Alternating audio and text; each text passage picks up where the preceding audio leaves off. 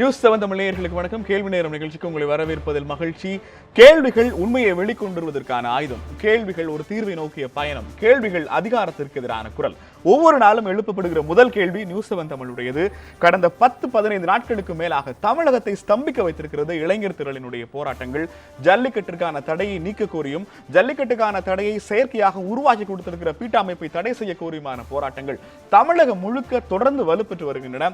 அலங்காநல்லூரில் நேற்று நடைபெற்ற 22 மணி நேர போராட்டம் இன்று காலை போலீசார் அவர்களை கைது செய்ததன் மூலமாக நிறைவடைந்திருக்கிறது.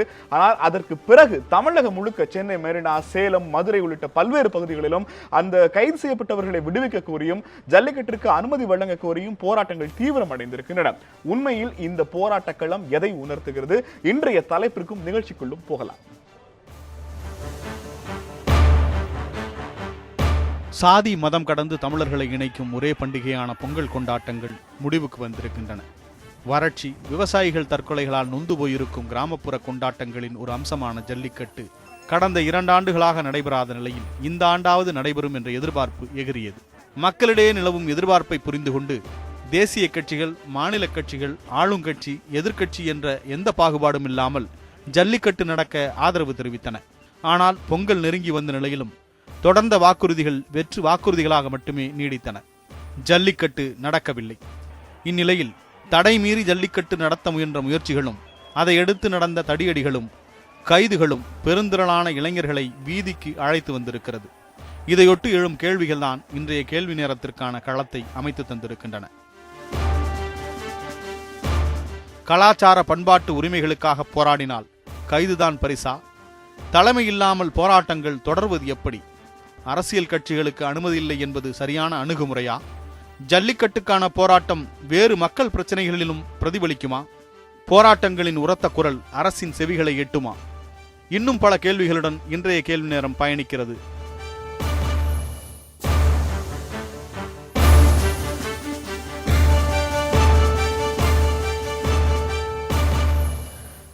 தமிழகம் முழுக்க ஒலித்துக் கொண்டிருக்கிற இளைஞர்களினுடைய போராட்ட குழு, போராட்ட குரல் அரசின் காதுகளில் ஒலிக்குமா? இந்த ஒற்றை கேள்வியை மையப்படுத்தி தமிழகத்தினுடைய பல்வேறு பகுதிகளிலும் இந்த நிமிடம் வரை போராட்டம் நடைபெற்றுக் கொண்டிருக்கிறது. சென்னை மெரினா கடற்கரையில் காலையில் இருந்து குவிந்த இளைஞர் திரள் ஜல்லிக்கட்டுக்கான அனுமதி கிடைக்கும் வரை அல்லது தமிழக முதலமைச்சர் அல்லது தமிழக அரசின் பிரதிநிதி எங்களை பார்த்து பேச்சுவார்த்தை நடத்தும் வரை கலையப்போவதில்லை என்கிற உறுதியான மனப்பான்மையோடு போராட்டத்தில் தீவிரமாக ஈடுபட்டுக் கொண்டிருக்கிறார்கள். அதனிடையே இன்றைய கேள்வி நேரத்தினுடைய இந்த கேள்விகளோடு இந்த நிகழ்ச்சியில் நம்மோடு பங்கேற்கிற கருத்துரையாளர்களை உங்களுக்கு அறிமுகப்படுத்துகிறோம். மே 17 இயக்கத்தினுடைய ஒருங்கிணைப்பாளர் திருமுருகன் அவர்கள், இந்து மக்கள் கட்சியினுடைய தலைவர் அர்ஜுன் சம்பத் அவர்கள், பண்பாட்டு கலாச்சார பாடகர் வேல்முருகன் அவர்கள், தற்போது ஜல்லிக்கட்டு போராட்ட குழு சென்னையிலிருந்து நம்மோடு பங்கெடுத்த கிருஷ்ணவேணி அவர்கள், இந்த 4 பேரும் நிகழ்ச்சியில் அமைந்திருக்கிறார்கள். கூடுதலாக சில சிறப்பு விருந்தினர்களும் இணைய இருக்கிறார்கள். தற்போது அவையில் இருக்கிற 4 பேரும் இந்த நிகழ்ச்சிக்கு வரவேற்பதில் மகிழ்ச்சி. அர்ஜுன் சம்பத் சார், உங்ககிட்ட இருந்து ஆரம்பிக்கலாம். ஜல்லிக்கட்டுக்கான தடை, ஜல்லிக்கட்டை மீறிய போராட்டங்கள், மீறி நடந்த ஜல்லிக்கட்டை அர்ஜுன் சம்பத் எப்படி பார்க்கிறார்?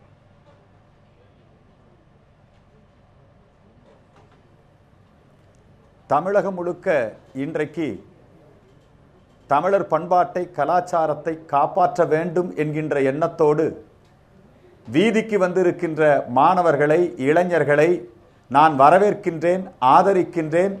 இத்தகைய ஒரு விழிப்புணர்வு அவசியமானது. ஜல்லிக்கட்டுக்கு தடை என்பது தமிழர் பண்பாட்டிற்கு விதிக்கப்பட்டிருக்கின்ற தடையாகும். இந்த தடை நீங்கிட வேண்டும் என்பதற்காக இன்றைக்கு உரிமை கேட்டு எங்கள் மக்கள் தெருவுக்கு வந்திருக்கிறார்கள். இது நிச்சயம் அவர்கள் காதிலே ஒலிக்கும். அது டெல்லியாக இருந்தாலும் சரி, தமிழக அரசாக இருந்தாலும் சரி, பீட்டா அமைப்பாக இருந்தாலும் சரி, நீதிமன்றமாக இருந்தாலும் சரி, இந்த கருத்துக்கள் வலிமையாக பதிவு செய்யப்பட்டிருக்கிறது. இந்த போராட்ட விஷயத்தை தமிழக அரசு அணுகிய விதம், அதாவது மராட்டிய மாநிலத்திலே இத்தகைய ஒரு போராட்டம் நடைபெற்றது.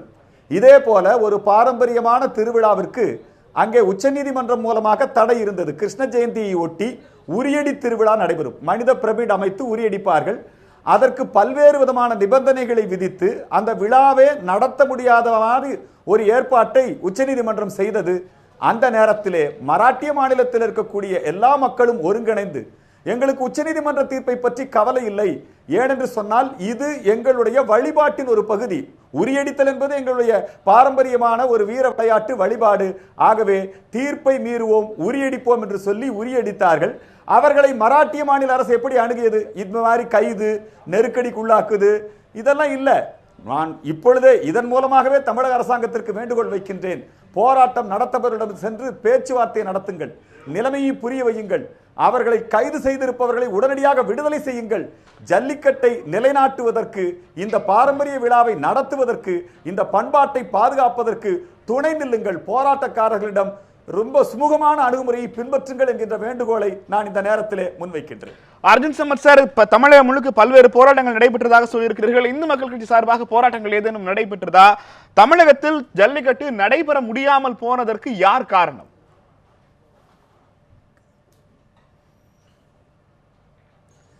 தமிழகத்திலே எங்களை பொறுத்தவரை இந்து மக்கள் கட்சி கடந்த ஆண்டும் நாங்கள் ஜல்லிக்கட்டை வாடிவாசலை திறந்து நாங்கள் எங்கள் காளைகளை ஓடவிட்டு ஜல்லிக்கட்டை முறையாக நடத்தினோம். இந்த ஆண்டும் நடத்தினோம், கோவையிலே நடத்தினோம், இன்றைக்கு காலையிலே உடுமலையிலே நடத்தி இருக்கிறோம். தமிழகம் முழுக்க எங்கள் அமைப்பு ஜல்லிக்கட்டு என்கின்ற எங்களுடைய பொங்கல் பண்டிகையின் வழிபாட்டின் ஒரு பகுதியாக இருக்கக்கூடிய வீர விளையாட்டை நாங்கள் நடத்தி கொண்டுதான் இருக்கின்றோம், தொடர்ந்து நடத்துவோம். இதற்காக எங்களை கைது செய்தாலோ, இதற்காக எங்கள் மீது தண்டனை கொடுத்தாலோ அதை ஏற்றுக்கொள்ளவும் நாங்கள் தயாராக இருக்கிறோம். எங்கள் உரிமையை நாங்கள் நிலைநாட்டியே தீருவோம். இப்பொழுது கூட ஜல்லிக்கட்டு நடத்துபவர்கள் யாராவது கைது செய்யப்பட்டிருந்தால் அவர்களை உடனடியாக அரசு விடுதலை செய்ய வேண்டும் என்பதுதான் எங்களுடைய கோரிக்கை. இதுதான் எங்களுடைய நிலைப்பாடு. ஜல்லிக்கட்டு இந்த ஆண்டு நடைபெற முடியாமல் போனதற்கான காரணம் யாருன்னு கேட்டிருந்தேன். ஒரே ஒரு கேள்வி, மறந்துட்டீங்க. ஜல்லிக்கட்டு இந்த ஆண்டு நடைபெறாம முடியாமல் போனதற்கான காரணம், நீதிமன்றத்திலே பீட்டா அமைப்பு தொடர்ந்து இந்த ஜல்லிக்கட்டு விளையாட்டு நடத்தக்கூடாது என்று தடை உத்தரவு வாங்கி இருக்கிறது.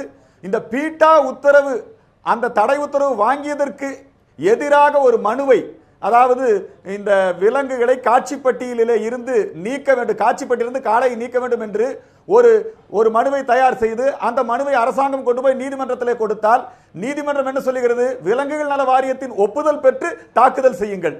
அந்த விலங்குகள் நல வாரியத்தில் அர்ஜுன் சம்பத் சார், எனக்கு நேரடியான பதில், எனக்கு தேவை நேரடியான பதில். ஜல்லிக்கட்டுக்கு இந்த ஆண்டு தடை விதிக்கப்பட்டதற்கு, ஜல்லிக்கட்டுக்கு இந்த ஆண்டு தடை விதிக்கப்பட்டதற்கு மத்திய மாநில அரசுகள் காரணம் இல்லையா? வெறும் பீட்டா அமைப்பு மட்டும்தான் காரணமா? எல்லா தடைக்கும் யார் காரணம் இருக்கீங்க? பீட்டாங்கிற ஒரு தனியார் அமைப்பை மட்டும் காரணம் காட்டி மத்திய மாநில அரசுகள் தங்களது பொறுப்புல இருந்து தட்டி கழிக்கப்படுறாங்களா? பீட்டா அமைப்பு மட்டுமல்ல, அவர்கள் தப்பிக்க முடியாது. மத்திய மாநில அரசுகள் தங்களுடைய பொறுப்பில் இருந்து விலகிக் கொள்ள முடியாது. இதற்காக சிறப்பு சட்டம் கொண்டு வர வேண்டும். அவர்கள் உச்சநீதிமன்றத்திலே இதற்காக அவர்கள் விலங்குகள் நல வாரியத்திலே இருந்து ஒரு மனுவை தாக்கல் செய்ய வேண்டும். அதை போர்க்கால அடிப்படையில் மேற்கொள்ள வேண்டும். எதனால் இந்த சுணக்கம் நிகழ்கிறது என்பது எங்களுக்கு புரியவில்லை. இந்த சுணக்கத்தை நீக்க வேண்டும், இந்த தடையை நீக்க வேண்டும். உங்களது தாய் கழகமான பாஜக தமிழகத்தினுடைய கலாச்சார பண்பாட்டு உணர்வுகளை சரியாக புரிந்து கொள்ளவில்லை. தமிழ்நாட்டிலிருந்து ஜல்லிக்கட்டு நடத்துறதுக்கான தரவுகளை நீதிமன்றத்தில் முழுமையா சமர்ப்பிக்கப்படல, முறையா சமர்ப்பிக்கப்படல அப்படிங்கிற புகார் இருக்கு. அந்த புகாருக்கு உங்கள் பதில் என்ன?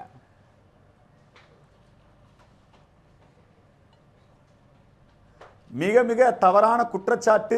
பாரதிய ஜனதா கட்சி, RSS, ஹிந்து அமைப்புகள் ஜல்லிக்கட்டு நடத்துவதிலே தீவிரமாக இருக்கின்றோம், தெளிவாக இருக்கின்றோம். ஜல்லிக்கட்டை நடத்துவோம். நாங்கள் உச்சநீதிமன்றத்திலே மோடி அரசாங்கம் இதற்காக தொடர் நிகழ்வுகளை, தொடர் நடவடிக்கைகளை எடுத்து வருகிறது. இந்த ஜல்லிக்கட்டு விஷயத்திலே திடீரென ஊடுருவி இருக்கக்கூடிய சில சக்திகள் இதை மோடிக்கு எதிராக, பிஜேபிக்கு எதிராக திசை திருப்பி கொண்டிருக்கிறார்கள். இந்த திசை திருப்பலுக்கெல்லாம் தமிழக மக்கள் பலியாக மாட்டார்கள். இந்த ஜல்லிக்கட்டு என்பது நாடு முழுக்க நடக்கக்கூடிய ஒரு திருவிழா. மகர சங்கராந்தி என்கிற பெயரிலே மராட்டிய மாநிலத்திலே நடக்கிறது, கர்நாடகத்திலே நடக்கிறது, ஆந்திராவில் நடந்தது ஜல்லிக்கட்டு, சந்திரபாபுடைய சொந்த தொகுதியில் நடந்தது. ஆகவே இதை வேண்டுமென்றே சில SFI மாணவர் அமைப்புகளும் இன்னும் சில திராவிடர் கழக அமைப்புகளும் மே 17 போன்ற இயக்கமும் மோடிக்கு எதிரான பிரச்சார இயக்கமாக மாற்றுவதற்கு முயற்சிக்கிறார்கள். அது நடக்கவே நடக்காது. ஜல்லிக்கட்டை நிச்சயமாக தடை நீக்குவோம். பிஜேபி அரசாங்கம் அதை செய்யும். இப்ப பிஜேபி தலைவர் ராஜா தான் முதல்ல காலை அவுத்துட்டாரு. இந்து மக்கள் கட்சி தான் எல்லா இடங்களிலும் தடை மீறி ஜல்லிக்கட்டை நடத்தி கொண்டிருக்கிறது. இந்த நெருப்பிலே குளிர் காய்வதற்கு சில பேர் முயற்சி செய்கிறார்கள். அது நடக்காது. தொடர்ந்து பேசலாம். திருமுருகன் காந்தி, தமிழ்நாட்டினுடைய பீட்டா தொடர்ந்த ஒரு வழக்கில் நீதிமன்றம் பிறப்பித்த உத்தரவுக்கு பாஜகவையும் மத்திய அரசையும் தமிழக அரசையும் குறை சொல்வது என்பது என்ன வகையிலான நியாயம் என்கிற அர்ஜுன் சம்பத்தினுடைய கேள்விக்கு உங்கள் பதில் என்ன? பீட்டா அமைப்பினுடைய பின்புலத்தில் இயங்கக்கூடியது, அதாவது என்னன்னா, மோடி அரசு பல்வேறு NGOக்களை தடை செய்தார்கள், கிரீன் பீஸ் போன்ற அமைப்புகளை தடை செய்தார்கள், பல்வேறு இங்கே இருக்கக்கூடிய லயோலா கல்லூரியிலுடைய அமைப்பு கூட தடை செஞ்ச இடத்துல பீட்டா அமைப்பினுடைய தலைவர் அமெரிக்க குடிமகனா இருக்கிறார். அதை ஏன் தடை செய்யவில்லை? ஆக நீங்கள் தடை செய்கிறோம் என்றால் நீங்க எல்லாத்தையும் நீங்க பண்பாட்டின் மீது தாக்குதல் நடத்தக்கூடிய ஒரு அமைப்பு இன்னும் இயங்கிக் கொண்டிருப்பதும், அது பகிரங்கமாக வழக்கு நடத்த முடியும் என்பதும், அது ஒரு அரசை நோக்கியான எச்சரிக்கை குரல் கொடுப்பது என்பதும் யாருடைய பின்புலத்திலிருந்து நடக்கிறது? அர்ஜுன் சம்பத் அவர்கள் சொன்னார் RSS எல்லாம் இதற்கு துணை, நாங்கள் ஜல்லிக்கட்டுக்கு ஆதரவு என்று சொல்கிறார். கடந்த வருடம் RSS-இனுடைய அமைப்பில் இருக்கக்கூடிய ராதாராஜன் என்கின்ற அம்மையார் தான் RSS-ஐ சார்ந்தவர், ஜல்லிக்கட்டு நிறுத்தப்பட வேண்டும் என்று பகிரங்கமாக தொலைக்காட்சியில் பேசியிருக்கின்றார். அது ஆவணமாக இருக்கிறது. ஆக இது பின்னணியில் இருக்கக்கூடிய அமைப்புகளை இந்துத்துவ RSS அமைப்புகள் தான். அர்ஜுன் சம்பத்தை போன்றவர்கள் ஒரு சிலர் வெளிப்படையாக நாங்கள் பேசுகிறோம் என்று சொன்னார்களே ஒழிய, நீங்கள் இல்லை. அர்ஜுன் சம்பத் அவர்களே, நான் பேசி முடிச்சிடறேன், அப்ப நீ பேசுங்க. அதுக்கு ஆதாரம் எல்லாம் இருக்கு. டிவியில தான் பேசியிருக்கிறாங்க. என்ன டிவி என்ன டேட் வரைக்கும் சொல்ல முடியும்? அவங்க வெளிப்படையாக இப்படிப்பட்ட ஒரு சூழலில் இருக்கும் பொழுது சிறப்பு சட்டத்தை கொண்டு வந்து மசோதாவை கொண்டு வந்து, நான் ஒரு கிளாரிபிகேஷன், ராதாராஜன் RSS உறுப்பினர் இல்லை, அவங்க RSS-னுடைய ஆதரவாளர்னு தான் நிகழ்ச்சிகளை பங்கெடுத்திருந்தாங்க. தொடரலாம். இல்ல அவங்க பொதுவா அப்படிதான் சொல்றாங்க. ஆனா அவங்க பல மேடைகள்ல அவங்க பேசியிருக்காங்க. RSS மேடைகள்ல தீவிரமாவே பேசியிருக்காங்க. அவங்க சொல்றத அப்படிதான் சொன்னாங்க. அவங்க H. ராஜாவை மறுத்து தான் பேசினாங்க. உண்மையாதான் வெளிப்படையாக அவங்க. என்னுடைய கேள்வி, பாஜகவை திருமுருகன் ஒருவேளை குற்றம் சுமத்துவாரானால் மத்திய இணையமைச்சர் பொன் ராதாகிருஷ்ணனோ தமிழிசை சவுந்தரராஜனோ H. ராஜாவோ ஜல்லிக்கட்டுக்கு நாங்கள் ஆதரவாக இருக்கிறோம், தடையை மீறி ஜல்லிக்கட்டு நடத்துவோம்னு பாஜக H. ராஜா காலை அவிழ்த்து விட்டிருக்கிறார். அப்போது இந்த மண்ணினுடைய உணர்வை பாஜக என்கிற கட்சி புரிந்து கொண்டிருக்கிறது. ஆனால் அரசாங்கம் என்கிற வரையறைக்குள்ள அவங்களால அதை செயல்படுத்த முடியல. அவங்க ஸ்டாண்ட் இல்ல, அப்படி சொல்ல முடியாது. ஏன்னா பாரதிய ஜனதா கட்சி அப்படியான ஒன்று நிலைப்பாடு இருக்கும் என்றால் இவர்கள் சிறப்பு மசோதாவை கொண்டு வந்து நடத்திருக்க முடியும். அதை நான் நடத்த முடியும். இன்னும் சொல்ல போனா எப்படி கர்நாடகாவினுடைய தண்ணீரை திறந்து விடக்கூடாதுன்னு சொல்லி அவங்களுடைய மத்திய அமைச்சர் கர்நாடகாவை சார்ந்த அமைச்சரை வெளிப்படையாக பாரதிய ஜனதா கட்சி ஜல்லிக்கட்டு இந்த ஆண்டு நடக்க முடியாமல் போனதுக்கு நீங்க யாரை குற்றம் சுமத்துறீங்க? மத்திய அரசு, பாரதிய ஜனதா கட்சி அரசு, தமிழ்நாட்டினுடைய செயல்படாத அரசு அதிமுக அரசு, இரண்டும் தான். இப்ப உச்சநீதிமன்றத்தினுடைய தடை உத்தரவை நீங்க ஒரு பொருட்டாவே மதிக்கலையா? நீங்க உங்களுடைய உச்சநீதிமன்றத்தின் இதை தீர்ப்பை கர்நாடக அரசு கூட தான் எந்த விதத்திலும் பொருட்படுத்தல. பிரச்சனை அதல்ல. நீங்க ஒரு மத்திய அரசு இதை ஆய்வு செய்து காலையை எங்கிருந்து மாத்தணுங்கிற இடம் தானே, லாஜிக்கல் விஷயம் தானே. பாரதிய ஜனதா கட்சிக்கு மெஜாரிட்டி இருக்கு இல்லையா? பாரதிய ஜனதா கட்சியினுடைய அமைச்சராக மேனகா காந்தி தான் இந்த தடைக்கு இருக்கு சார். நீங்க தீர்ப்பு வந்த பிறகு ஒருவேளை தீர்ப்பு எதிராக வந்தா கூட சட்டத்தை திருத்த முடியும். ஆனா கோர்ட் பெண்டிங்ல இருக்கும்போது, கேஸ் பெண்டிங்ல இருக்கும்போது எப்படி நீங்க சிறப்பு மசோதா கொண்டு வரவங்க எது தடுக்குது உங்களை? ஏன் பண்ணல இதுக்கு முன்னாடி? நீங்க ஒவ்வொரு தடவையும் ஜல்லிக்கட்டு வர்றப்பதான் பிரச்சனை பேசுவாங்களா? ஏன் 6 மாசத்துக்கு முன்னாடி பேசுங்களேன், ஏன் பேசல அதை பத்தி? போன வருஷம் பிரச்சனை வந்தது. போன வருஷம் இது இந்த பொங்கல் அல்ல, இது மோடி பொங்கல் சொல்லி எல்லா ஊர்களையும் பேனர் வச்சாங்கல்ல. போன வருஷம் ஏமாத்தப்பட்டோம் இல்லையா? அப்ப இந்த வருஷம் பண்ணிருக்கணும் இல்லையா? ஏன் பண்ணல? ஒரு வருஷம் நீங்க ஏங்க அமைப்பு கொண்டு நிறுத்தினது காரணம் என்ன? மேனகா காந்தி யார்? மேனகா காந்தி பாரதிய ஜனதா கட்சியை சேர்ந்தவர் தானே. சுப்பிரமணிய சாமி யார்? அவங்க அதை சேர்ந்தவங்க தானே. அப்ப இதுல நாங்க என்ன சொல்ல முடியும்? அப்ப நீங்க உங்களுக்கு வேணுங்கிற விஷயத்தை மட்டும் தடையை எனக்கு ஒரே ஒரு கேள்வி. இப்போ ஜல்லிக்கட்டு மாதிரியான ஒரு விஷயத்திற்கு அனுமதி வாங்கி கொடுப்பதன் வாயிலாக குறைந்தபட்சமாக தமிழகத்தில் தனது கட்சியை வளர்ப்பதற்கான வேலையை கூட பாஜக செய்ய முடியும். தடையை அவங்க நீட்டிக்காம, தடையை அவங்க விளக்காம இருக்கிறதுக்கு அவங்களுக்கு என்ன லாபம்னு நினைக்கிறீங்க திருமுருகன்? இல்ல, ஏனென்றால் RSS கட்டுப்பாடு தான் பாரதிய ஜனதா கட்சி இயங்குகிறது. RSS இதை பொறுத்து அவர் ஜல்லிக்கட்டு தடை செய்ய வேண்டும் அவர்கள் நிலைப்பாடு. இல்ல, என்ன காரணம்னு கேக்குறேன் நானு. இல்ல, அவங்க அதான் சொல்றாங்க, வெளிப்படையா சொல்றாங்க. இது எங்களுடைய முறைகளுக்கு எதிராக இருக்கு. என்னன்னா, தமிழர் முறை என்பது வேறு, இவர் இந்துத்துவ முறை என்பது இரண்டுமே வேறு. தமிழர் முறையை அவர் ஏற்றுக்கொள்ள, இது இந்துத்துவ விழாவெல்லாம் அவங்க சொல்ல முடியாது. அனைத்து தரப்பு பேசக்கூடிய பொங்கல் விழாவாக தான் இருக்கிறது. அதுதான் அவங்க மறுக்கிறாங்க. தமிழர்களுடைய பிரச்சனை என்றால் அது இந்துத்துவ கட்டமைப்புக்கு வராது. இந்துக்கள் வேறு, இந்துத்துவம் என்று அவங்க சொல்லக்கூடிய விஷயம் வேறு, தமிழர்கள் பண்பாடு என்பது வேறு. இந்தியா முழுக்க பொங்கல் கொண்டாடுறாங்களா? இந்தியா முழுக்க ஜல்லிக்கட்டு கொண்டாடுறாங்களா? இல்லையே, தமிழர்கள் பண்றாங்க. அர்ஜுன் சம்பத் அவர்களை பேசுவதை அனுமதியுங்கள், பேசுவதை அனுமதியுங்கள், அப்புறம் நீங்க பேசுங்க. நடத்தக்கூடிய விழா 6 விழா. தவறான தகவல்களை பதிவு செய்யாதீர்கள். அர்ஜுன் சம்பத் சார், நீங்க இப்படி முக்கியத்துவம் கொடுத்து கொண்டாடப்பட வேண்டிய ஒரு விழாவுக்கு அவசர சட்ட திருத்த மசோதாகவோ கடந்த 3 ஆண்டுகளாக ஆட்சியில் இருக்கிற மோடி அரசோ இதற்கான ஏதேனும் ஒரு வழிவகையை செய்திருக்கலாமே. இவ்வளவு முக்கியத்துவம் கொடுக்கிறீங்க. ஒவ்வொரு வருஷம் இப்படித்தான் நாங்க நம்ம ஏமாந்துட்டு இருக்கோம்ங்கிறது அந்த மக்களினுடைய குரல் இல்ல. அந்த முயற்சியை அரசாங்கம் செய்து வருகிறது. மோடி அரசாங்கத்திற்கு தடையாக விலங்குகள் நல வாரியம் இருக்கிறது. விலங்குகள் நல வாரியம் என்பது காங்கிரஸ் கட்சி ஆட்சி காலத்திலே அமைக்கப்பட்டது. காங்கிரஸ் கட்சியினுடைய ஆட்சி காலத்திலே பொறுப்புக்கு வந்தவர்கள் தான் இன்றைக்கும் விலங்குகள் நல வாரியத்திலே உறுப்பினர்களாக இருக்கிறார்கள். கடந்த வாரம் தான் சோனியா காந்தி வீட்டில் விலங்குகளுக்கு வைத்தியம் பார்த்துட்டு இருந்தவங்க, பெட் அனிமல்ஸுக்கு டாக்டரா இருந்தவர் தான் விலங்குகள் நல வாரியத்தில் தலைவராக இருந்தாங்க. கடந்த வாரம் தான் ரிசைன் பண்ணியிருக்காங்க. அந்த விலங்குகள் நல வாரியத்தை மாற்றி அமைச்சு இன்னும் பாருங்க, மைனாரிட்டி கமிஷன்ல காங்கிரஸ்காரங்க தான் தலைவராக இருக்காங்க. அதே மாதிரி ஆட்சிக்கு வந்து 3 ஆண்டுகள் தலைவரா இருக்காங்க. ஆட்சிக்கு வந்து இன்னும் அர்ஜுன் சம்பத் சார் நீங்க ஆட்சிக்கு வந்து 2 நாள் ஆகல, 3 வருஷம் ஆகுது. இன்னும் மோடி அரசாங்கம் இதெல்லாம் மாத்தணும். இது யாருடைய தவறு? எப்ப பண்ணுவீங்க? ஆமா சார், இப்பதான் ஒவ்வொன்னா எவ்வளவு வருஷம் ஆகும் உங்களுக்கு? விலங்குகள் நல வாரியத்திலே மாற்றணும். ஏங்க பணத்துக்கு நிச்சயமா ஜல்லிக்கட்டு அனைத்து ஏற்பாடுகளையும் மோடி அரசு செய்யும். ஜல்லிக்கட்டு நடைபெற முடியாமல் போறதற்கு விலங்குகள் நல வாரிய காரணம், அதனுடைய தலைவர் காரணம், அந்த தலைவர்களை நியமித்த காங்கிரஸ் காரணம். 3 ஆண்டுகளாக தலைவர்களை மாற்றாத பாஜக காரணம் இல்லை. சரியா?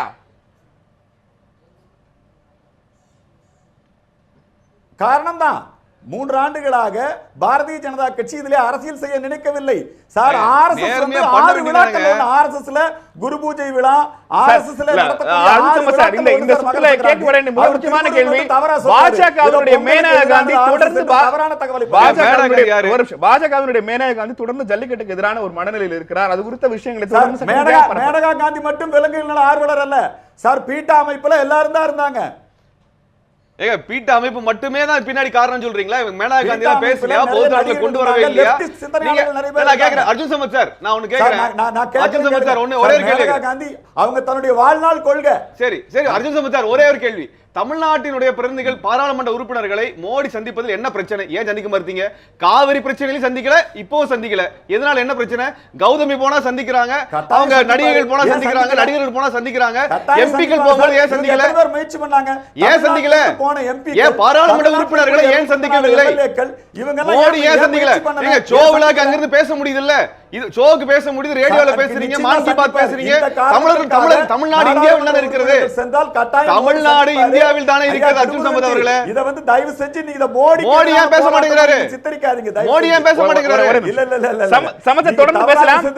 சமத்தை தொடர்ந்து பேசலாம். இந்த மோடி நிச்சயமா சென்னையில் நடைபெற்ற ஜல்லிக்கட்டுக்கான மெரினாவில் நடைபெற்று வருகிற தொடர் போராட்டங்களில் பங்கெடுத்த கிருஷ்ணவேணி நம்மோடு இருக்கிறார். கிருஷ்ணவேணி, இந்த போராட்டங்களை யார் ஒருங்கிணைத்தார்கள்? எப்படி இவ்வளவு பெரிய கிரவுட் வந்தது? யார் உங்களுக்கு தலைமை தாங்குகிறார்கள்? ஏன்னா ஒரு போராட்டம் தலைமை இல்லாமல் இவ்வளவு தூரம் எழுச்சியாக 6 மணி ஆயிடுச்சு, இன்னமும் இந்த காட்சிகள்ல பார்க்கிற போது எழுந்து போக மாட்டோம்னு சொல்லிட்டு இருக்காங்க. அங்க அந்த இளைஞர்களுடைய மனநிலை எப்படி இருக்கு கிருஷ்ணவேணி? சமூக வலைத்தளங்கள் ஓகே, அது மட்டும் தான் வந்து எங்களை எல்லாம் ஒன்றிணைச்சது. நான் ஒரு மணி இருக்கும். நான் அப்போ போகும்போது காலையில் 8 மணி முதலே அங்கே வந்து ஒவ்வொருத்தரா நியூஸ், வாட்ஸ்அப், ஃபேஸ்புக் பார்த்துட்டு அந்த உணர்வோடு வந்து உட்கார்ந்தவங்க தான் எல்லோருமே. போலீஸ்காரங்க கிளம்புறீங்களா இல்லையா அப்படின்னு சொல்லி கூட எங்களால் போக முடியாது சார், இதுக்கு ஒரு முடிவு வேணும், அப்பதாங்க அந்த இடத்த விட்டு கிளம்புவோம் அப்படின்னு ஒரு ஆக்ரோஷமா. எனக்கு ஒரு கேள்வி, மதுரை மற்றும் சுற்றுவட்டார பகுதிகளில் இருக்கிற மக்கள் ஜல்லிக்கட்டோடு புழங்கியவர்கள், காளைகளை வளர்க்கிறவர்கள், அவங்களுக்கு அந்த பண்பாடு அவங்க அதை ஃபீல் பண்ணி உண்ணாவிரதமோ இல்ல போராட்டமோ நடத்துவதை மண் சார்ந்து புரிஞ்சுக்க முடிகிறது. ஆனால் ஜல்லிக்கட்டை நேரடியாக பார்க்காதவர்கள், ஜல்லிக்கட்டு குறித்த வரலாறு தெரியாதவர்கள் கூட ஜல்லிக்கட்டுக்காக வரலாறு தெரியாமலாம் கிடையாது, வரலாறு தெரியாமலாம் கிடையாது. இப்போ எங்க அப்பா, எங்க தாத்தா இவங்கெல்லாம் வந்து கிராமத்துலேருந்து வந்தவங்க தான். நாங்க இந்த ஊருக்கு வந்து பிழைக்க வந்திருக்கலாம், இங்கே வந்து பிறந்திருக்கலாம். ஆனால் பேசிக் எங்களுக்கெல்லாம் பூர்வீக கிராமம்தான். அதாவது ஒரு நாட்டோட வளர்ச்சி அப்படின்னா கிராமப்புறத்தை வச்சு தானே சார் வருது. இப்போ கிராமமே அங்கே அடிபட்டு போகுதுங்கும் போது இங்கே எங்கே வளர்ச்சி இருக்க போகுது? ஒரு பொருளாதார முடக்கு வந்து கிராமங்களை முடக்கும் போது தான் நடக்குது. ஜல்லிக்கட்டு எவ்வளோ முக்கியமான ஒரு நம்ம கலாச்சாரம் மட்டும் இல்லை, அது மூலயமா நம்ம ஒரு கிராமப்புற வளர்ச்சி மட்டும் இல்லாமல் நாட்டோட வளர்ச்சியே இருக்கிறதுல இல்ல. இப்போ உங்க கூட உட்கார்ந்து இருக்கிற இந்த போராட்ட பந்தில உட்கார்ந்து இருக்கிற நபர்கள் யாரு? அவங்களுடைய மனநிலை என்ன? அவங்க கோரிக்கை என்ன? யாருக்குமே முகம் தெரியாது. அந்த களத்துல அந்த இடத்துல வந்துதான் தெரியும். எல்லாருமே சமூக வலைத்தளங்கள் மூலமா இணைஞ்சவங்க தான் எல்லாருமே. இந்த ஜல்லிக்கட்டுக்கான தடை விதிக்கப்பட்டிருப்பது எதனால் நினைக்கிறீங்க? யார் இதுக்கு காரணம் நினைக்கிறீங்க? மத்திய மாநில அரசுகள் தான் சார். பொறுப்பற்ற தன்மை, மக்கள் மேல அலட்சியம் இன்னமும் அப்படிதான் போயிட்டு இருக்கு. 3 வருஷமா நடந்துட்டு இருக்கு. இது வரைக்கும் யாரும் அதை எடுத்து குரல் கொடுக்கல. எப்போ பார்த்தாலும் ஆட்சிக்கு வரக்கூடியவங்க இந்த வருஷம் கட்டாயமா ஜல்லிக்கட்டு நடக்கும் அப்படிங்கிற ஒரு கோரிக்கையை முன் வச்சு தான் ஆட்சியை பிடிக்கிறதுக்கு வராங்க, எல்லாருமே வராங்க. ஆனா அது வந்ததுக்கு அப்புறம் அதை கண்டுக்கிறதே இல்லை. தீர்ப்பு வரல நாங்க பேசுறோம். ஒரு கேள்வி, இப்போ அர்ஜுன் சம்பத் டெல்லியில இருந்து நம்மோடு இணைந்திருக்கிறார். அவர் சொல்ற முன்வைக்கிற குற்றச்சாட்டு ஜல்லிக்கட்டு ஒரு இந்து பண்டிகை, ஒரு இந்து கொண்டாட்டம் அப்படிங்கிறாரு. திருமுருகன் இது ஒரு தமிழர் பண்பாடு, தமிழர் கொண்டாட்டம்ங்கிறாங்க. அங்க குழுமி இருக்கிற இளைஞர்கள் இதை எப்படி பாக்குறாங்க? எல்லாருமே தமிழர்கள் தான் சார். அங்க இருக்கக்கூடிய எல்லாருமே தமிழர்கள் தான். அர்ஜுன் சம்பத் சார் வைக்கிறது எதுவுமே வந்து ஏத்துக்கிற மாதிரி இல்லை. மோடி காரணம் சொல்லாதீங்கிறாரு, மேனகா காந்தியே தப்பு சொல்லாதீங்கன்றாரு. அப்படிலாம் ஒண்ணுமே கிடையாது, அவங்க தான் காரணமே. ஓகே, வேல்முருகன் உங்ககிட்ட இருந்து ஆரம்பிக்கலாம். இந்த கேள்வி உங்ககிட்ட ஆரம்பிக்கிறதுல ரொம்ப முக்கியமான ஒண்ணு. ஏன்னா நீங்க அந்த மண்ணோடு பிறந்து வளர்ந்தவர். இந்த ஜல்லிக்கட்டு இந்த 3 ஆண்டுகளாக நடக்கல அப்படிங்கிறத அந்த பகுதி மக்கள் எப்படி உணர்றாங்க? இந்த போராட்டம் இவ்வளவு தீவிரமடையும் எதிர்பார்த்தீங்களா? அதாவது சுயநலத்துக்காகவும் தான் மட்டுமே அந்தந்த நேரத்தில் எப்படிலாம் நல்லா இருக்கணுமோ அதுக்காக ஒவ்வொரு காரியமும் தமிழ்நாட்டில் இருக்குது. அதை நம்ம யூஸ் பண்ணணுங்கிறதுக்காகவே வாழ்ந்துக்கிட்டு இருக்கிற அரசியல் தலைவர்களுடைய விளையாட்டு இந்த மாதிரி விஷயம்தான் அவங்களுக்கு எப்படின்னா தமிழ்நாட்டில் என்ன ஒன்று இருக்குது அதை நம்ம அழகாக யூஸ் பண்ணிக்கிட்டு அதில் நம்ம என்னென்னலாம் பண்ணலாம் அப்படின்னு தான் இப்போ அரசியல் தலைவர்கள் வாழ்ந்துக்கிட்டு இருக்காங்களோ ஒழிஞ்சு இதை தவிர வேறு யாருமே பொதுவாக எதை பற்றியுமே யோசிக்கிறதில்ல. இது முதல் இதுதான் அப்படி எடுத்த உடனே சொல்லணும்னாக்கா டக்குன்னு சொல்லணும்னா இதை சொல்லணும். அவங்கவுங்க சூழ்நிலைக்கு தகுந்த மாதிரியும் அவங்களுடைய சுயநலத்துக்கு தகுந்த மாதிரியும் அவங்களுடைய வளர்ச்சிக்கு தகுந்த மாதிரியும் வாழ்க்கைக்கு தகுந்த மாதிரியும் தமிழ்நாட்டில். ஆனால் எங்கன்னாக்க நீங்கள் இப்போ வேறு ஆந்திரா மாநிலத்தெல்லாம் பண்ண முடியாது, கர்நாடகாவில் பண்ண முடியாது, கேரளாவில் பண்ண முடியாது. ஏன்னா அவங்கெல்லாம் எப்படின்னா போலீஸ்காரங்க உட்பட ஒற்றுமையாக இருப்பாங்க. இங்கே போலீஸ்காரங்கெல்லாம் தமிழர்கள் தான். அவங்க ஏதாவது சொல்லிட்டாக்க நம்மளை தான் போட்டு அடிப்பாங்க.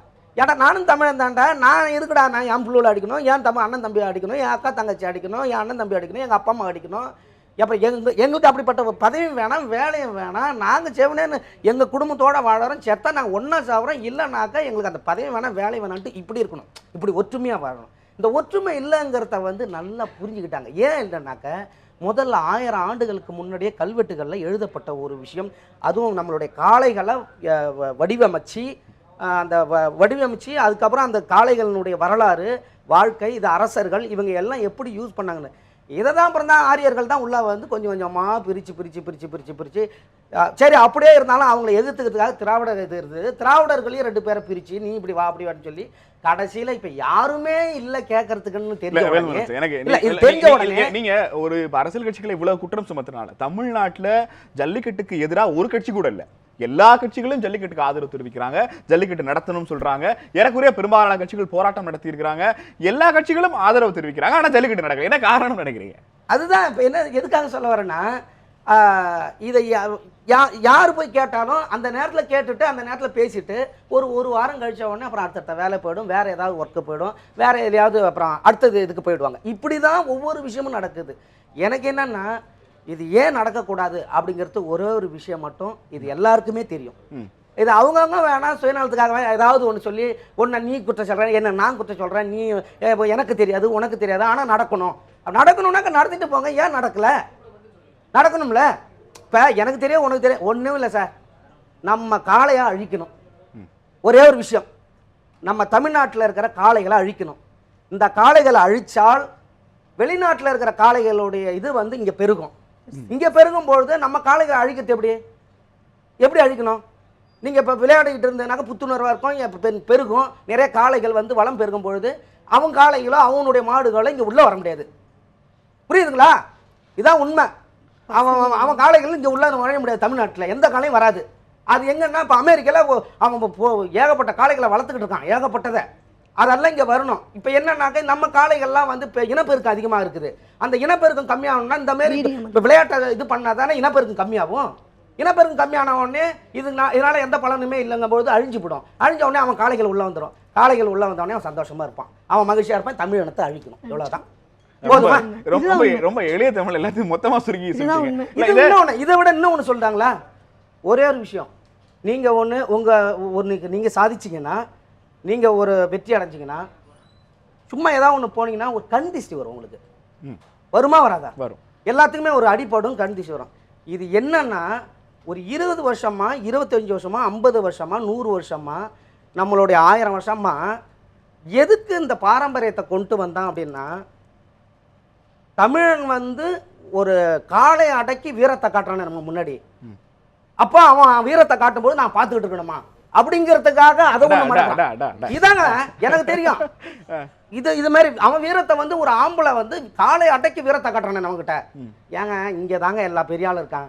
இவனை ஒவ்வொருத்தவனா அழிச்சிட்டா இவனுக்கெல்லாம் ஒருத்தவனுக்கும் அப்புறம் எது இருக்காது எது இருக்கா அப்படி. அப்போ நம்ம சொல்றதை இவனு கேட்பானுங்கிறதுக்காகவே எல்லாமே நடந்துகிட்டு இருக்கு. சூழ்நிலையே அதுதான். காளைகளை நீங்க துன்புறுத்துறீங்கன்னு சொல்றாங்க. இல்லையா, நான் என்ன சொல்றேன்னா அப்படி துன்புறுத்தான் நான் சொல்றேன். துன்புறுத்தானே என்ன கத்தி எடுத்து போய் வெட்டுறாங்களா? இல்ல வந்து வேற ஏதாவது குழந்தை சார் காலை இல்ல அது இருக்கு. சரி, நான் சொல்ல வேண்டிய விஷயம் சொல்றேன் சார். ஏன்னா நல்ல விஷயத்த நான் ஒண்ணு சொல்லிடுறேன். வீர விளையாட்டுகள்ல எதுக்காக இதை வச்சாங்க அப்படிங்கிறதுக்காக முதல்ல நான் அதை சொல்லிடுறேன். எதுக்காக இந்த வீர விளையாட்டுன்னா, ஒரு நாட்டினுடைய கண் திருஷ்டியை கழிக்கிறதுக்காக ஆண்மகனுடைய ரத்தத்தை பூமியில சிந்தும் பொழுது பெரிய ஆபத்துகளும் பெரிய சேதங்களும் நடக்காம இருக்கிறதுக்கு தான் இந்த வீர விளையாட்டை வச்சான். ஏன்னா காளையை வந்து நீ அடக்கும் பொழுது உன்னுடைய வீரமும் ஆகுது. அந்த காளை வந்து அந்த வருஷத்துக்கு ஒரு நாள் சுத்தி வந்துச்சுன்னா ஒரு வருஷத்தினுடைய புத்துணர்ச்சிங்க. ஒரு நாள் கிரவுண்டை சுத்தி வந்துச்சுன்னா, அது ஓடி ஆடி விழுந்துச்சுன்னா ஒரு வருஷத்தினுடைய புத்துணர்ச்சி அது கிடைக்கும். அதே மாதிரி இவனுக்கும் என்னன்னாக்க காலை கிழிச்சு ரத்தம் அவனுடைய ரத்தம் பூமியில பட்டுடுச்சுன்னா என்ன ஆகும்னா அந்த கண்டிஷ்டி தீர்ந்துடும். அப்ப கண்டிஷ்டி தீரும் பொழுது பெரிய ஆபத்துகளோ பெரிய பிரச்சனைகளோ பெரிய விளைவுகளோ வராது. இந்த 3 வருஷம் நடத்தினால்தான் பெரிய ஆபத்துகள் வந்தது. இந்த காலை நடத்தாம போனதுனால தான் இயற்கை சீற்றம் உண்டானது, மழை சேதத்தில் அடிச்சது. ஏன் நம்ம சொல்லுவோம் தலைக்கு வந்து தலைப்பாவோட போனதும்பாங்களே, இது எதுக்காகன்னா ஒவ்வொரு மனிதர்களுக்கும் ஒவ்வொருத்தருக்கும் ஜல்லிக்கட்டு தடை விதிக்கப்பட்ட போது எப்படி உணர்ந்தீங்க? அந்த பகுதி மக்கள் என்ன சொன்னாங்க? ஜல்லிக்கட்டு நடக்காது இந்த வருஷம் அப்படின்னு அனௌன்ஸ் பண்ண பிறகு அந்த மக்களுடைய பதில் என்னவா இருந்துச்சு? அதான் நான் என்ன சொல்றேன்னா, இங்க இது நடக்கணும்னா காவல்துறை ஒத்துக்கணும். முதல்ல காவல்துறை தான் ஒத்துக்கணும். ஏன்னா அவங்க சொல்றாங்களா இல்லையா, இவங்க முதல்ல போயிட்டு அடிச்சுக்கிறாங்க, தூக்குறாங்க, எல்லாம் இது பண்றாங்க. அதுதான் ரொம்ப கஷ்டமா இருக்கு. காவல்துறை நீங்க சொல்றத கேட்குமா, சட்டம் சொல்றது கேட்குமா? காவல்துறையோட வேலை சட்டம் சொல்றத கேட்கறது. நான் என்ன சொல்றேன்னா, தமிழர்களா இருக்கிற காவல்துறை எல்லாம் ஒற்றுமையா சாருங்க, ஒற்றுமையா வாங்க. நீங்க தமிழர்களா இருக்கிறவங்கள ஏன்பா ஏன் அண்ணன் தம்பி நிக்கிறான், உட்காரான், விளையாடணும்னு நினைக்கிறான், சந்தோஷமா இருக்கணும்னு நினைக்கிறான், அதை ஏன்பா நீங்க போயிட்டு தடுக்கிறீங்க அப்படின்னு சொல்லி வேலையா வேணான்ட்டு வாங்க. சட்டம் வந்து இன்னைக்கு காலையில இருந்து உங்க ஒட்டுமொத்த போராட்டத்திலயுமே காவல்துறையினர் உங்ககிட்ட பேச்சுவார்த்தை நடத்தினாங்களா? அவங்க உங்களை அணுகின விதம் எப்படி இருந்தது? ஏன்னா மதுரை அலங்காநல்லூரை பொறுத்த வரைக்கும் இன்னைக்கு காலையில தான் கைது கூட உள்ள புகுந்திருக்காங்க. நேற்று இரவு முழுக்க, நேற்று நாள் முழுக்க காவல்துறையினர் அவங்களை சுத்தி இருந்தாங்களே தவிர பெரிய லெவலான வன்முறை சார்ந்த விஷயங்கள் எதுவும் நடக்கல. சென்னை மெரினா பொறுத்த வரைக்கும் இந்த போராட்டம் எப்படி நடந்துச்சு? யாரெல்லாம் உங்களை பார்க்க வந்தாங்க? காவல்துறையோட அணுகுமுறை எப்படி இருந்தது? இப்பவும் மேல எதுவும் கை வைக்கல. அவங்க ரொம்ப எப்படி பேசுனாங்கன்னா, நாங்களும் தமிழர்கள் தாம்மா, எங்களுக்கும் அந்த உணர்வு இருக்குது. நீங்கள் வெளியில் சொல்லிட்டீங்க, காமிக்கிறீங்க, எங்களால் காமிக்க முடியாது, ஏன்னா நாங்கள் அந்த போட்டிருக்க உடுப்பு வந்து எங்களுக்கு தடுக்குது அப்படின்னு சொன்னாங்க. அதுக்கப்புறமா தண்ணி இதெல்லாம் எங்களுக்கு வந்து கிடைக்கும் பொழுது அவங்களுக்குலாம் கொடுங்க, அவங்களுக்குலாம் கொடுங்க அப்படின்னு சொல்லி அவங்களே எங்களுக்கு சப்போர்ட்லாம் பண்ணாங்க. சார் ஜல்லிக்கட்டை பற்றி நீங்கள் என்ன பொறுத்த வரைக்கும் காவல்துறையினர் வெளியிலிருந்து இந்த போராட்டத்தில் பங்கெடுத்தாங்க? ஆமாம், பங்கெடுத்துக்கிட்டாங்க. அதே மாதிரி கடைசி பேசும்பொழுது கூட ரொம்ப சத்தம் போடாதீங்க, அப்புறம் தண்ணி பாக்கெட்டில் தூக்கி அடிக்காதீங்க அப்படின்னா, இந்த ஏடிஎம் பஸ் எல்லாம் போகும்பொழுது ஏமாற்றப்பட்டோம் அப்படிங்கிற வேதனை எங்களுக்குள்ள அதிகம். அப்படிங்கும்பொழுது ஒரு சிலர் உள்ளேருந்து தண்ணி பாக்கெட்லாம் தூக்கி அடித்தாங்க. அப்போது வந்து அவங்களே சொன்னாங்க, இதை மாதிரிலாம் செய்யக்கூடாது, செய்தீங்க அப்படின்னா இப்போ நாங்கள் எங்களோட கடமையை செய்கிற மாதிரி. சரி, எனக்கு இன்னொரு முக்கியமான கேள்வி, உங்களுக்கு ஆதரவு தெரிவிக்க வந்த அரசியல் கட்சி தலைவர்களை, அரசியல் கட்சி தலைவர்கள் இங்கே வர வேண்டாம் அப்படின்னு சொன்னதுக்கான காரணம் என்ன? எதுக்கு சார் அவங்க வராங்க? என்ன சார் அவங்க பண்ணாங்க? இது வரைக்கும் என்ன பண்ணாங்க? சும்மா அவங்க ஆட்சியை பிடிக்கிறதுக்காக சும்மா தாஜா பண்ணுறாங்க, அவ்வளோதான். எங்களுக்கு நாங்கள் உணர்ந்துட்டோம். சரி, நீங்கள் கேட்டிங்களா ஃபர்ஸ்ட் ஒரு கொஸ்டின்னு, கிராமத்தில் உள்ள பிள்ளைங்களுக்கு ஜல்லிக்கட்டை பற்றி தெரியும்ன்றீங்க, நகரத்தில் உள்ளவங்களுக்கு என்ன தெரியுங்கிறீங்க. தெரிஞ்சுக்கிட்டீங்களா? விழிப்புணர்வு இங்கே அதிகமாகிடுச்சு. ஜல்லிக்கட்டுனா என்ன அப்படிங்கிறத பற்றி கிராமத்தில் உள்ள பிள்ளைங்க மூலமா இங்க உள்ள பிள்ளைங்க தெரிஞ்சுக்கிட்டாங்க. சினிமா நடிகர்களை பொறுத்த வரைக்கும் ஜல்லிக்கட்டு முக்கியமான கேள்வி. அரசியல் கட்சி தலைவர்கள் யாரையும் வரவேணான்னு சொல்லிட்டு சினிமா நடிகர்களை மட்டும் வரவேற்று அவங்க ஆதரவு அவங்க தன்னால வந்தவங்க, யாரையும் கூப்பிடவே இல்லை. ஸ்டாலின் எதுக்கு வந்தாரு சார்? எலெக்ஷன் வரப்போகுது, எப்படியாவது நம்ம ஓட்டு வாங்கிக்கலாங்கிற மாதிரி வந்து இருக்கு. பரவாயில்ல, இப்ப நடந்துட்டு இருக்க தமிழகத்தில் நடக்கிற அசாதாரணமான சூழ்நிலை வந்து எப்படி வேணா மாறலாம். சோ உங்களை பொறுத்த வரைக்கும் இந்த போராட்டங்களுக்கு ஒரு அரசியல் சாயம் பூசப்படக்கூடாது அப்படின்னு நினைக்கிறேன். ஆமா, அதான் உண்மை. தமிழ்நாட்டில் தொடர்ச்சியாக பல்வேறு பகுதிகளிலும் தொடர்ச்சியான போராட்டங்கள் நடைபெற்றுக் கொண்டிருக்கிறது. இப்போது நான் பார்த்துக் கொண்டிருப்பது சென்னை மெரினா கடற்கரையில் மின்சார விளக்குகள் முற்றிலுமாக அணைக்கப்பட்ட நிலையில் இளைஞர்கள் தங்கள் மொபைலில் இருக்கிற செல்போன்ல லைட்டை வச்சு தொடர்ச்சியாக போராட்டங்களை முன்னிறுத்தி கொண்டிருக்கிறார்கள். கூடுதலாக சில கேள்விகள் இருக்கிறது. கேள்வி நேரம் ஒரு சிறிய இடைவேளைக்கு பிறகு.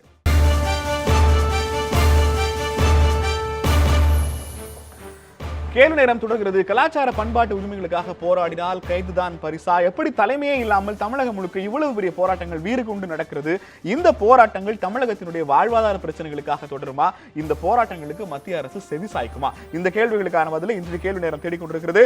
அர்ஜுன் சம்பத் சார், அடிப்படையில் இருக்கிற மிக முக்கியமான கேள்வி, இந்த போராட்டங்களை பாஜக எப்படி பார்க்கிறது, இந்து மக்கள் கட்சி எப்படி பார்க்கிறது என்பதை தாண்டி மத்திய அரசு எப்படி பார்க்கிறது? போராட்ட களத்தில் இருந்து யாரையும் மத்திய அரசினுடைய பிரதிநிதிகளோ மாநில அரசினுடைய பிரதிநிதிகளோ இப்போது வரை சந்திக்க ஒரு போராட்டங்களை, மக்களினுடைய உணர்வுகளை அக்னாலேஜ் செய்வதற்கு கூட தவறுவது என்பது என்ன மாதிரியான விஷயம்?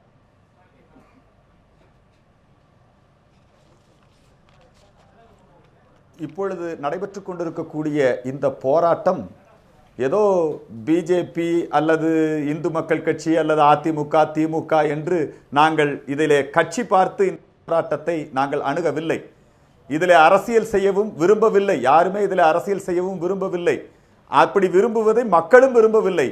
இந்த விஷயத்தை பொறுத்த வரைக்கும் போராட்டக்காரர்களோடு நிச்சயமாக தமிழக அரசு பிரதிநிதியோ அல்லது மத்திய அரசு பிரதிநிதியோ பேச வேண்டும். அநேகமாக காவல்துறை தான் இப்பொழுது பிரதிநிதிகளாக அவர்களிடம் பேசிக் கொண்டிருக்கிறார்கள். தேவை ஏற்பட்டால் ஒரு அமைச்சரோ அல்லது தேவை ஏற்பட்டால் ஒரு மத்திய அமைச்சரோ சென்று பேச்சுவார்த்தை நடத்தலாம்.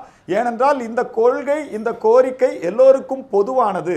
இந்த போராட்டம் ஏதோ ஜல்லிக்கட்டுக்காக இவ்வளவு தன்னெழுச்சியாக ஒரு விழிப்புணர்வோடு நடைபெற்ற இந்த போராட்டம் இதே போல விவசாயிகள் பிரச்சனைக்காக, இதே போல லஞ்ச ஊழலுக்கு எதிராக, இதே போல இந்து சமய உரிமைகள், தமிழர் உரிமைகள், இலங்கை தமிழர்களுக்காக பறிக்கப்படுகிற பொழுது இவற்றையெல்லாம் நாம் மாணவர்கள் தன்னெழுச்சியாக வந்து போராட வேண்டும். அதற்கும் மாணவர்கள் ஆதரவு கொடுக்க வேண்டும். அதுதான் ரொம்ப முக்கியம். இதே மாதிரி வேகத்தில் ஏதோ இந்த சோடா பாட்டில் ஓபன் பண்ணீங்கன்னா அது உடனே பொங்கி வரும், அப்புறம் அது அப்படியே வழிஞ்சற மாதிரி இருக்கக்கூடாது. மாணவர்கள் மத்தியிலே, இத்தகைய இளைஞர்கள் மத்தியிலே இந்த போராட்ட உணர்வு வலுப்பெற வேண்டும். விநாயகர் சதுர்த்தி நீங்க பாத்தீங்கன்னா தமிழருடைய பண்டிகை எது வந்தாலும் சரி அதை குறிவைத்து கெடுக்கக்கூடிய வேலையைத்தான் சட்டப்பூர்வமாக இங்கே நடைபெற்றுக் கொண்டிருக்கிறது. நாங்கள் தீபாவளிக்கு பட்டாசு வெடிக்க தடை, சுற்றுச்சூழல் மாசுபடுது, ஒலி மாசு. நாங்கள் விநாயகர் சதுர்த்தி கொண்டு போய் விநாயகரை கடலிலே கரைக்க தடை. நாங்கள் சரஸ்வதி பூஜை, ஆயுத பூஜை கொண்டாட தடை. நாங்கள் ஜல்லிக்கட்டு நடத்த தடை. இப்படி தொடர்ந்து எங்கள் பண்டிகைகள் குறிவைத்து அங்கே தடுக்கப்படுகிறது, சட்டப்பூர்வமாக தடுக்கப்படுகிறது. நாங்கள் தடை மீறித்தான் நாங்கள் இந்த விழாக்களை கொண்டாடக்கூடிய சூழ்நிலை எங்களுக்கு வருத்தத்தை, வேதனை ஏற்படுத்தி கொண்டிருக்கிறது. எங்கள் வழிபாட்டு உரிமையை நாங்கள் நிலைநாட்டியே தீர வேண்டும். மாணவர்கள் தொடர்ந்து இத்தகைய இதே மாதிரி தான் விவசாயிகள் பிரச்சனைக்கு வரணும், மாணவர்கள் தெருவுக்கு வரணும். நதிநீர் இணைப்பிற்கு மாணவர்கள் தெருவுக்கு வரணும். லஞ்ச ஊழல் ஒழிப்புக்கு, கருப்பு பண ஒழிப்புக்கு மாணவர்கள் துணைக்கு வரணும். இத்தகைய போராட்டம் எல்லா போராட்டங்களுக்கும் மாணவர்கள் வரணும், மாணவர்கள் வரணும். தமிழ் மக்களுடைய எல்லா போராட்டங்களுக்கும் மாணவர்கள் வரணும், மாணவர்கள் வரணும்னா நாங்க எதுக்கு எம்எல்ஏக்களையும் எம்பிக்களையும் தேர்ந்தெடுத்து மத்திய மாநில அரசுகளை உருவாக்கி இருக்கோம் சார்?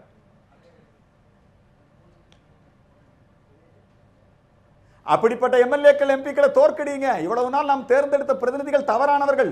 1967 வந்து 2017 வரைக்கும் இன்னும் இங்க திராவிட இயக்கங்களுடைய ஆட்சி தான் நடந்துட்டு இருக்கு. தேர்ந்தெடுத்த பிரதிநிதிகள் தவறுங்கிறது 2014 நாடாளுமன்ற தேர்தலில் சேர்த்தா காட்சி பட்டியலிலே காலை சேர்க்கப்பட்டது அப்பதானே ஜெயராம் ரமேஷ் தடை விதிச்சது அதுதானே. நாம தேர்ந்தெடுத்த பிரதிநிதிகள் தேர்வு தப்புன்னா 2014 பாஜகவினுடைய தேர்வு தவறுங்கிறீங்களா? நீங்க பிஜேபி அடுத்த வருடமோ இந்த வருடத்துக்குள்ளேயோ பிஜேபி வந்து ஜல்லிக்கட்டு நடத்துவதற்கு தடை நீக்கவில்லைன்னா தோக்கடிப்போம். இல்ல திருமுருகன் சார் இவ்வளவு ஓபனா இருக்காரு. தோக்கடிப்போம். அர்ஜுன் சம்பத் ஒரே நிமிஷம். Arjun Sampath sir is very clear. உங்க உரிமைகளுக்காக நிறுத்தணும். அர்ஜுன் சம்பத் சார் ஒரே நிமிஷம். உங்க உரிமைகளுக்காக நீங்க போராடுங்க, உங்க உரிமைகளுக்காக குரல் கொடுங்க. அதை யார் ஏத்துக்கிறாங்களோ அவங்களுக்கு ஓட்டு போடுங்க. பாஜக இதை செய்யலன்னா நீங்க ஓட்டு போடாதீங்க. அவர் இங்க பிரச்சாரம் செய்யறாரு. இதுக்கு மேல உங்களுக்கு என்ன வேணும்? இல்ல அடிப்படையில் அதாவது பிரச்சனையோட மூலத்துக்கு போக வேண்டியிருக்கு. இப்போ நீங்கள் விவசாய பிரச்சனைகளுக்கு போராடுங்கன்னு சொல்கிறாரு. விவசாய பிரச்சனை அடிப்படையில் இப்போ 100 விவசாயி தற்கொலை செய்திருக்கிறாங்க. காவிரியில் தண்ணீர் வரலை. காவிரி மேலாண்மை வர அமைக்க மாட்டேன்னு சொல்லி யார் சொன்னாங்க? மோடி அரசு, பாஜக அரசு தான் சொல்லிச்சு. தண்ணி வரவிடாது அப்படிங்கிற விஷயத்தை வந்து கர்நாடக அரசுக்கு அங்கே இருக்கக்கூடிய பிஜேபி தான் நெருக்கடி கொடுத்ததா அவர் முதலமைச்சர் சித்தாராமையா வெளிப்படையாகவே பேசுகிறார். அப்போ இந்த நான் கேட்கறது வந்து என்னன்னா, இந்த பிரச்சனைகள் எல்லாத்துக்கும் மூல காரணமாக எது இருக்குன்னா மத்திய அரசு தான் இருக்குது. இப்போ பொங்கல் விழாவை வந்து நீங்கள் விடுமுறையிலிருந்து நீக்கிறது யார் நடத்துனாங்க? மத்திய அரசு, பாஜக அரசு தான் செஞ்சது. இதே தான் இங்கே பிரச்சனையா இருக்கு. அப்போ நீங்க வந்து ஒரு பண்பாட்டு ரீதியாக தாக்குதல் நடத்துறாங்க. அவர் சொல்றாரு விநாயகர் சதுர்த்திக்கு நெருக்கடிங்கிறாரு. அப்படிலாம் இல்லை, ஒன்றும் இல்லை. விநாயகர் சதுர்த்திக்கு பிரம்மாண்டமாக போராட்டம் நடந்துட்டு இருக்குது. என்னைக்கு சாமி ரோட்டுக்கு வந்து நின்றுச்சு? விநாயகர் சதுர்த்திலாம் வந்து நிற்கிது. அது அதான் நடந்துட்டு இருக்கு. அதுக்கெல்லாம் அனுமதி இருக்குது. அங்கெல்லாம் காவல்துறை பாதுகாப்பு இருக்கிறது. ஆனால் தமிழர் சார்ந்த உரிமைகள் பிரச்சனைகளில் மட்டும்தான் கடுமையான நெருக்கடி இருக்குது. அணு உலை பிரச்சனை வந்துன்னா வந்து முடக்கிறது, கெயில் பிரச்சனை வந்தால் அடிக்கிறது. அங்க முல்லை பெரியார் பிரச்சனை வந்தா கை கால உடைப்பேன்னு சொல்றது, மீனவர் பிரச்சனை இன்னைக்கு வரைக்கும் இன்னைக்கு வரைக்கும் தீக்காம இருக்கிறது, இது எல்லாமே நடந்துட்டு இருக்குது. அதான் அந்த இடத்துல வந்து நீ என்ன பேச போறீங்க? அதுக்கு ஒண்ணு பேசல. அவரு அர்ஜுன் சம்பத் அவர்கள் சொல்றாருன்னா அவர் பிஜேபி கிட்ட அவர் தான் பேசணும். அவர் பிஜேபி அவரை தூக்கி வச்சுட்டு இருந்தார். போன தடவை கூட இருந்தவங்க வந்து பிஜேபி கடுமையா விமர்சித்த பிறகு அவர் நிலைப்பாட மாத்துறாரு. அவர் அதான் வேற வழி இல்லை. பொதுமக்களே அந்த எதிர்ப்பை செல்லும் பொழுது அவர் இந்து மக்கள் கட்சியை காப்பாற்ற வேண்டிய கட்டாயம் அவருக்கு இருக்கிறது. அதான் நடக்கிறது, வேற ஒண்ணுமே கிடையாது. இது வரைக்கும் அப்படிப்பட்ட ஒரு நெருக்கடியான ஒரு போராட்டத்தை எல்லாம் நடத்தல. அப்படி முழுக்க முழுக்க பாரதிய ஜனதா கட்சி செய்யக்கூடிய விஷயங்களை ஆதரித்த நிலைப்பாடு தான் இது வரைக்கும் நிலைப்பாடா இருக்கிறது. அவர் சொல்லக்கூடிய பட்டியல் எல்லாமே தீபாவளி இல்ல, உங்களுக்கு விநாயகர் சதுர்த்தி இல்லைங்கிறார். ஆனா எங்களுக்கு பொங்கலை எல்லாம் பண்ணது யாரு? எங்களுக்கு பொங்கலை எல்லாம் பண்ணது யாரு? பாரதிய ஜனதா கட்சி அரசு தானே பண்ணுச்சு. அதான பிரச்சனையே. இல்ல அது சார் இங்க திருமுறை முன்னேற்ற கழகமும் காங்கிரசும் பதவியில இருந்த போதுதான் பொங்கல் இது போனது. இல்ல திருமுருகன் சார் இங்க எழுப்புகிற மிக முக்கியமான கேள்வி, இந்த முறை ஜல்லிக்கட்டு இப்படி நடைபெறாமல் போனதற்கு மோடி அரசு காரணம் என்று நீங்களே ஏற்றுக்கொண்டு ஏன் பாஜகவிற்கு இதுவரை கண்டனம் தெரிவிக்கவில்லை? குறைந்தபட்சமாக பிரதமரையோ பாஜக தலைவரோ நேரில் சந்திச்சு ஜல்லிக்கட்டுக்கான குரலை எப்ப கொடுத்தீங்கிறதா அவருடைய கேள்வி.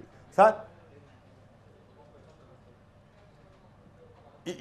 இப்பொழுது டெல்லியிலே நான் இருக்கிறேன். நான் இங்கே இருக்கக்கூடிய பிஜேபியினுடைய உயர்மட்ட தலைவர்களை சந்திக்கின்றேன். ஜல்லிக்கட்டு நடத்துவதற்கு இருக்கக்கூடிய தடையை சட்டப்பூர்வமாக நீக்க வேண்டும் என்கின்ற அழுத்தத்தை கொடுத்திருக்கிறேன், பேசிக் கொண்டிருக்கிறேன். அது மட்டுமல்ல, நாங்க பிஜேபியை எப்பவும் ஆதரிச்சிட்டு இருக்க வேண்டிய அவசியம் இல்லை. இந்து மாணவர்களுக்கு கல்வி உதவித்தொகை பெற்றுத் தருவேன், அதுதான் என் முதல் கையெழுத்து என்று பொன் ராதாகிருஷ்ணன் சொன்னார். இன்னை வரைக்கும் அவர் இந்து மாணவர்களுக்கு கல்வி உதவித்தொகை பெற்று தரல. அதே போலதான் ஜல்லிக்கட்டு நடத்துவேன் அப்படின்னு சொல்லி பொன் ராதாகிருஷ்ணன் சொன்னாரு. அவர்னால அதை சாதிக்க முடியல, ஆனாலும் அவர் தொடர்ந்து அந்த முயற்சியில் இருக்கிறாரு. நாங்க இந்த விஷயத்துல பொன் ராதாகிருஷ்ணன், பிஜேபி இதை எதிர்த்து நாங்கள் என்ன செய்ய வேண்டுமோ அதை நாங்கள் செய்து கொண்டுதான் இருக்கிறோம். அறவழியிலே ஜனநாயக முறையிலே நாங்கள் அதை செய்து கொண்டுதான் இருக்கிறோம். சரி, பொங்கல் கொண்டாடப்படுவதற்கு ஜல்லிக்கட்டு நடைபெறுவதற்கான கோரிக்கையை 17ஆம் தேதி போய் டெல்லியில வச்சிருக்கீங்களே, இதை முன்னாடியே செய்திருந்தால் ஏதேனும் ஒரு குறைந்தபட்சமாக நடப்பதற்காக வாய்ப்பு இருந்திருக்குமே சம்பத் சார்? இல்ல முன்னாடியே பண்ணியிருக்கோம். இல்ல சார் முன்னாடியே பண்ணியிருக்கிறோம். கடந்த ஆண்டே நாங்க தடையை மீறி தான் ஜல்லிக்கட்டு நடத்தினோம். இந்த ஆண்டும் தடையை மீறி தான் ஜல்லிக்கட்டு நடத்திட்டு இருக்கிறோம். நாங்கள் தொடர்ந்து பிஜேபி அரசாங்கத்திற்கு, இந்துத்துவ அமைப்புகளுக்கு நாங்க வளமான தமிழகம் வலிமையான பாரதம் என்கிற அடிப்படையில் இயங்கக்கூடிய அமைப்பு. மராட்டியத்திலே எப்படி சிவசேனாவோ அதுபோல தமிழகத்திலே பாரதிய ஜனதா கட்சிக்கு மாற்று நாங்க இந்து மக்கள் கட்சி தான். நாங்கள் மிக தெளிவாக இருக்கிறோம். அதற்காக ஒட்டுமொத்தமாக இந்த எல்லா பழியும் ஏதோ திராவிட இயக்கங்களும் இங்க இருக்கக்கூடிய காங்கிரஸ் கட்சி ரொம்ப நல்லவங்க மாதிரியும் அவங்க மட்டும் தான். இப்ப நீங்க இதை நான் திருமுருகன் காந்தி அவர்களிடம் ஒரு கேள்வியை கேட்கிறேன். இந்த மாடுகள் லாரிகளிலே அன்றாடம் கடத்தப்படுகிறது கேரளாவிற்கு வெட்டுக்காக. நீங்கள் ஒரு முறையாவது அதை தடுத்து போராட்டம் நடத்தி இருக்கிறீர்களா? மாட்டுக்கறி திங்கும் போராட்டம் நடத்தினீர்களே ஐயா, மாட்டுக்கறி திங்கும் போராட்டம் நடத்தினீர்களே. நீங்கள் இந்த ஜல்லிக்கட்டு காளைகளுக்காக இப்ப போராட்டம் நடத்த வந்திருக்கிறீங்களே. இன்னைக்கு எங்க மாடுகள் அழிக்கப்படுகிறது, அன்றாட சட்டவிரோதமாக கால்நடைகள் கடத்தப்படுகிறது. நீங்கள் யாராவது போராடி இருக்கிறீர்களா? அதை தடுத்து நிறுத்தி இருக்கிறீர்களா? தமிழகத்தின் கால்நடை செல்வங்களை காப்பாற்றி இருக்கிறீர்களா? உடனே அதுக்கு மதச்சாயம் பூசி எங்கள் மாடுகள் அழிவதற்கு, எங்கள் ஆடுகள் அழிவதற்கு துணை நின்றவர்கள் தானே நீங்கள். இல்ல நான் பதில் சொல்ல நினைக்கிறேன். அதாவது ஒரு பொத்தாமுதல் குற்றச்சாட்டு வைக்கிறார். தமிழ்நாட்டிலிருந்து கொண்டு செல்லப்படும் மணலை எதிர்த்து தான் பேசிட்டு இருக்கிறோம். அது போல கடத்தப்படக்கூடிய பல்வேறு விஷயங்களை எதிர்த்து தான் பேசிட்டு இருக்கிறோம். இங்கே அந்நிய மாடுகள் இறங்குவதற்கும் அந்நிய விதைகள் கொண்டு வந்து இறக்கப்படுவதற்குமான வேலைகளை மத்திய அரசு செய்திருக்கிறது. நான் எங்களோட கோரிக்கை எங்களுடைய முழக்கமே மத்திய அரசினுடைய கொள்கை தான், மசோதாக்கள் தான். அவர்கள் கொள்கை விளக்க அந்த திட்டத்தை தான் நாங்கள் எதுக்குறோம். நீங்க மரபணு மாற்ற விதைகளை கொண்டு வர்றீங்க, இங்க கலப்பின விதைகளை கொண்டு வரீங்க, கலப்பின மாடுகளை கொண்டு வரீங்க, கலப்பின கோழிகளை கொண்டு வருகிறீர்கள். இந்த போன்ற எல்லாத்தையும் அழிக்கக்கூடிய வேலைகளை யார் செய்யறாங்க? மத்திய அரசு கொள்கை திட்டமாக கொண்டு வரப்படுகிறது. இதை எதிர்த்து நான் கேள்வி கேட்டுட்டு இருக்கோம். இங்க இருந்து மாடு அங்கிருந்து கடத்தப்படுது, அது ஏன் நிறுத்தலன்னு கேட்கக்கூடாது. நீங்க அடிப்படையில் நீங்க கலப்பின மாடுகளை கொண்டு வந்ததற்கான வேலைகளை செய்தது எங்களுக்கு காங்கிரசும் பாரதிய ஜனதா கட்சியும் ஒன்றுதான், இரண்டும் வேறு வேறு அல்ல. ஓகே, திருமுருகன் தொடர்ந்து பேசலாம். இன்றைய கேள்வி நிகழ்ச்சியில் நம்மோடு கூடுதலாக 2 சிறப்பு விருந்தினர்கள் இணைந்திருக்கிறார்கள். ஜல்லிக்கட்டுக்கான ஆதரவு தெரிவித்து களத்திற்கு அவர்களுக்கு ஆதரவு தெரிவித்த திரைப்பட நடிகர் ஆரி அவர்களும் அவர்களது நிகழ்ச்சிக்கு வரவேற்கிறோம். அதே போல இந்த போராட்ட களத்தில் இருந்து நம்மோடு சந்தானலட்சுமி அவர்கள் இணைந்திருக்கிறார், அவரையும் வரவேற்கிறோம். ஆரி உங்களிடம் ஆரம்பிக்கலாம். இந்த ஜல்லிக்கட்டுக்கான போராட்டத்தை திரைத்துறை எப்படி பார்க்கிறது?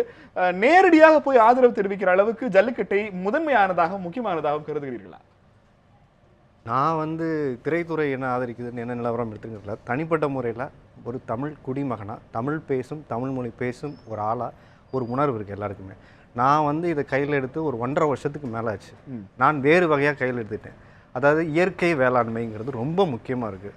ஸோ ஆர்கானிக் ஃபார்மிங்கை நான் ஒரு 1.5 வருஷத்துக்கு முன்னாடியே ப்ரொமோட் பண்ணி ஸ்லோவாக நகர்த்திக்கிட்டே போயிட்டுருக்கோம். உங்களுக்கு தெரியும், அதை போய் சொன்னால் ஒரு விவசாயிகள் எவ்வளோ கஷ்டத்தோடு அதை வந்து நம்ம ஒன்று சொன்னோம்னா அவங்கள்ட்ட ப்ரொமோட் பண்ணுறதே பெரிய கஷ்டம். சார் என்ன சார், நாங்கள் 4-5 மாதம் 4 மகசூல் எங்களுக்கு வருமானமே இருக்குது, அதெல்லாம் பண்ணி என்ன பண்ணுறது? அந்த மாதிரி கேன்வாஸ் பண்ணி திருவண்ணாமலையில் வந்து ஒரு பெரிய முயற்சி எடுத்து 1 ஏக்கருக்கு பண்ணி அவர் சாகுபடி பண்ணி அவருக்கு வருமானம் ஈட்டி அதற்கான ஒரு நிலவரங்கள் இந்த 1.5 வருஷமாக பண்ணிகிட்டு இருக்கோம். அதோட மெயின் முக்கியமே பார்த்தீங்கன்னா, அங்கே போய் ஒவ்வொருத்தரையும் அந்த 1.5 வருஷம் நான் போகும்போது தான் எனக்கு நிறைய தகவல்கள் தெரிஞ்சுக்க ஆரம்பித்தேன். எங்கள் தாத்தா விவசாயி, அவர் இல்லை, அப்புறம் எங்கள் அப்பா பிஸ்னஸ்க்கு வந்துட்டார், நான் இங்கிட்டு ஓடியாந்துச்சு. இப்போ திரும்ப எல்லாம் ரிவர்ஸாக வந்து அதே சூழலுக்கு வந்துருக்கு. இப்போ நான் அங்கே போய் களத்தில் போய் செய்ய வேண்டிய காரணம் என்ன? சினிமா நடிகர்கள் ஏன் வந்து ஜல்லிக்கட்டுக்கு ஆதரவு கொடுக்குறாங்க? நடிகர்கள் எல்லாரும் மனிதர்கள் ஃபஸ்ட்டு. ஸோ இது எல்லாருக்குமான பிரச்சனை. ஸோ அவங்களுக்கு தனிப்பட்ட கருத்து இருக்கலாம், ஆனால் நமக்கு உணர்வோடு போய் அங்கே நிற்க வேண்டிய இடம். நான் அம்மா ஊர் வந்து பார்த்தீங்கன்னா அங்கே கொடை ரோடு, நான் அலங்காநல்லூர், எங்கள் மாமா எல்லாருமே அங்கே தான் இருக்காங்க. சின்ன வயசுலேருந்து புழங்கின ஒரு இடம். இன்றைக்கி வாடி வாசல்னாலே நமக்கு அலங்காநல்லூர்னு ஒன்று இருக்கும். அங்கே அன்றைக்கி போய் பார்க்கும்போது அவங்கக்கிட்ட இருந்த எழுச்சி வந்து ரொம்ப பெரிய ஒரு எழுச்சியாக இருந்தது. அவங்க எல்லாருமே சொன்ன விஷயம் அதுதான். உணர்வோடு நீங்கள் எங்கேருந்தெல்லாம் வந்து வந்திருக்கீங்க. உண்மையிலே சொன்னோன்னா நைட்டு பூரா வந்து சென்னையிலேருந்து அவங்க எல்லாருமே கேட்குறாங்க, உங்களுக்கும் அலங்காநல்லூர் பார்த்தது இல்லை. இப்போ நீங்கள் கூட நான் வரும்போது லைவில் நான் ஃபோனில் வச்சு பார்த்துக்கிட்டே வந்தேன். நான் நீங்கள் உணர்வு எப்படி உங்களுக்கு வந்துச்சு? உங்களுக்கு ஜல்லிக்கட்டு பார்த்தது இல்லையா? ஜல்லிக்கட்டு சென்னையில் இருக்கிறவங்க யாருமே வந்து பார்த்திங்கன்னா, நான்லாம் வந்து ஊர் நாட்டாக தான். பட் இங்கே மைக்ரேட் ஆனவங்களோட எண்ணிக்கை தான் ஜாஸ்தி. ஸோ நம்மளுடைய கலாச்சாரம் பாரம்பரியம்ங்கிறது வந்து நம்ம மண்ணில் ஊறிப்போன ஒரு விஷயம்.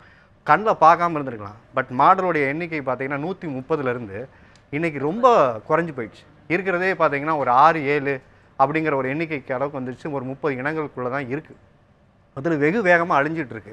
இதில் 10 வருஷமாக விலங்கு வாரியம், அதாவது சென்னையில் தேர்தலே நடத்தலை. 10 வருஷமாக. இதுக்கு பின்னாடி ஜல்லிக்கட்டுக்கு எதிராக பார்த்திங்கன்னா நிறைய அமைப்புகள் கூட இருக்குது. பீட்டாங்கிறது மட்டும்தான் நம்ம கண்ணுக்கு தெரியும். பேட்டா சேட்டான்னு சொன்னதெல்லாம் நிறைய பேர் இருக்காங்க. ஸோ அவங்களெல்லாம் நம்ம கண்ணுக்கே தெரியல.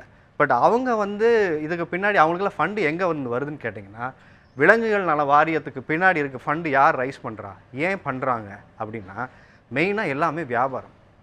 It's a product. Human is consider as a product. அதாவது என்னென்னா, மனிதன்கிட்ட பொருள் வைக்கணும். இப்போ மனிதனே ஒரு வியாபாரி ஆகிட்டான். என்ன நீங்க சொல்றது எப்படி புரிஞ்சுக்கலாம்னா, விலங்குகள் நல வாரியம் என்பது விலங்குகளை காப்பாற்றுறதுக்காக இல்லை. இப்போ நம்ம மேலே தான் போர் எடுத்துகிட்டு இருக்காங்க. ஒரு வகையில் என்ன பார்த்தீங்கன்னா, நீங்கள் சாப்பிட்ற சாப்பாடு கலப்படம். உங்களுக்கு நேர்மையான ஒரு நல்ல உணவு, உங்கள் கலப்படம் இல்லாத உணவு கிடையாது. நம்மளுடைய கலாச்சாரம் பார்த்தீங்கன்னா ரொம்ப அழகாக இருந்தது. நான் அந்த 1.5 வருஷம் விவசாயத்துக்கு போகும்போது பக்கத்துலேருந்து ஒவ்வொன்றே பார்க்கும்போது நான் உணர்ந்த விஷயம் என்னென்னா, சார் இப்போ மாடெல்லாம் கண்ணெல்லாம் இல்லை சார், இந்த 2 தோட்டம் இருக்குது வச்சு ஏதோ நான் பார்த்துட்டு இருக்கேன், முடியல, ஆனாலும் வரட்டுக்கே வருவோம் விவசாயின்னு ஒரு பெருமை இருக்குது. பசங்கள்லாம் வேணாம் விவசாயின்னு பெருமை இருக்குன்னு சொல்கிற அளவுக்கு விவசாயிகள் இருக்காங்களா? இருக்காங்க. என்னென்னா, அவங்க ஊரில் அதை தான் எவ்வளோ வச்சுருக்கப்பா, ஒரு 5 ஏக்கர் புஞ்சு இருக்கியா, அப்படி நல்லா போட்டிருக்கேன், அப்படி தென்னையை வளர்த்துட்டு இருக்கிறேன் அப்படின்னு சொல்லி வளர்ந்துருப்பாங்கல்ல. நீங்கள் விற்றுட்டு போய் அங்கே விட்டுட்டிங்கன்னா அவங்களுக்கு என்ன அடையாளம் இருக்குது? பையன் வீட்டில் 30,000-50,000 ரூபா வந்து சம்பளம் வாங்குறாங்க, சாஃப்ட்வேர் இன்ஜினியர். அப்பாவுக்கு என்ன வேலை வீட்டில்? பையன் காலையில் போகும்போது ஆஃபீஸை பார்க்கலாம், காஃபி குடிச்சிட்டு உட்காந்துருக்கலாம், டிவி பார்க்கலாம். ஆனால் காலையில் எந்திரிச்சு தோள்பட்டில் துண்டை போட்டுட்டு போய் அங்கே ஏறுதல் உதவிங்கிற ஒரு விஷயம் இருக்கு இல்லையா? அவர் எதுவுமே பண்ண முடியாது. சிட்டியில் அவர் என்ன பண்ணுவார்? பக்கத்தில் இருக்கிற யாரையும் தெரியாது. அவருக்கு எந்த விதமான எந்த ஒரு கலாச்சாரத்துலையும் அவர் வாழ்ந்தாரோ அந்த இடத்துல இல்லாமல் ஒரு சொஃபஸ்டிகேட்டடாக சோஃபாவில் உட்காந்துட்டு பையன் ஐடியில் வேலை பார்க்குறான் உட்காந்தும்போது அது அவங்களுக்கு சந்தோஷமாக இல்லை. இப்போ இந்த விலங்குகள் நல வாரியம் ஏன் தமிழக காளைகளை குறி வைக்கிறாங்க?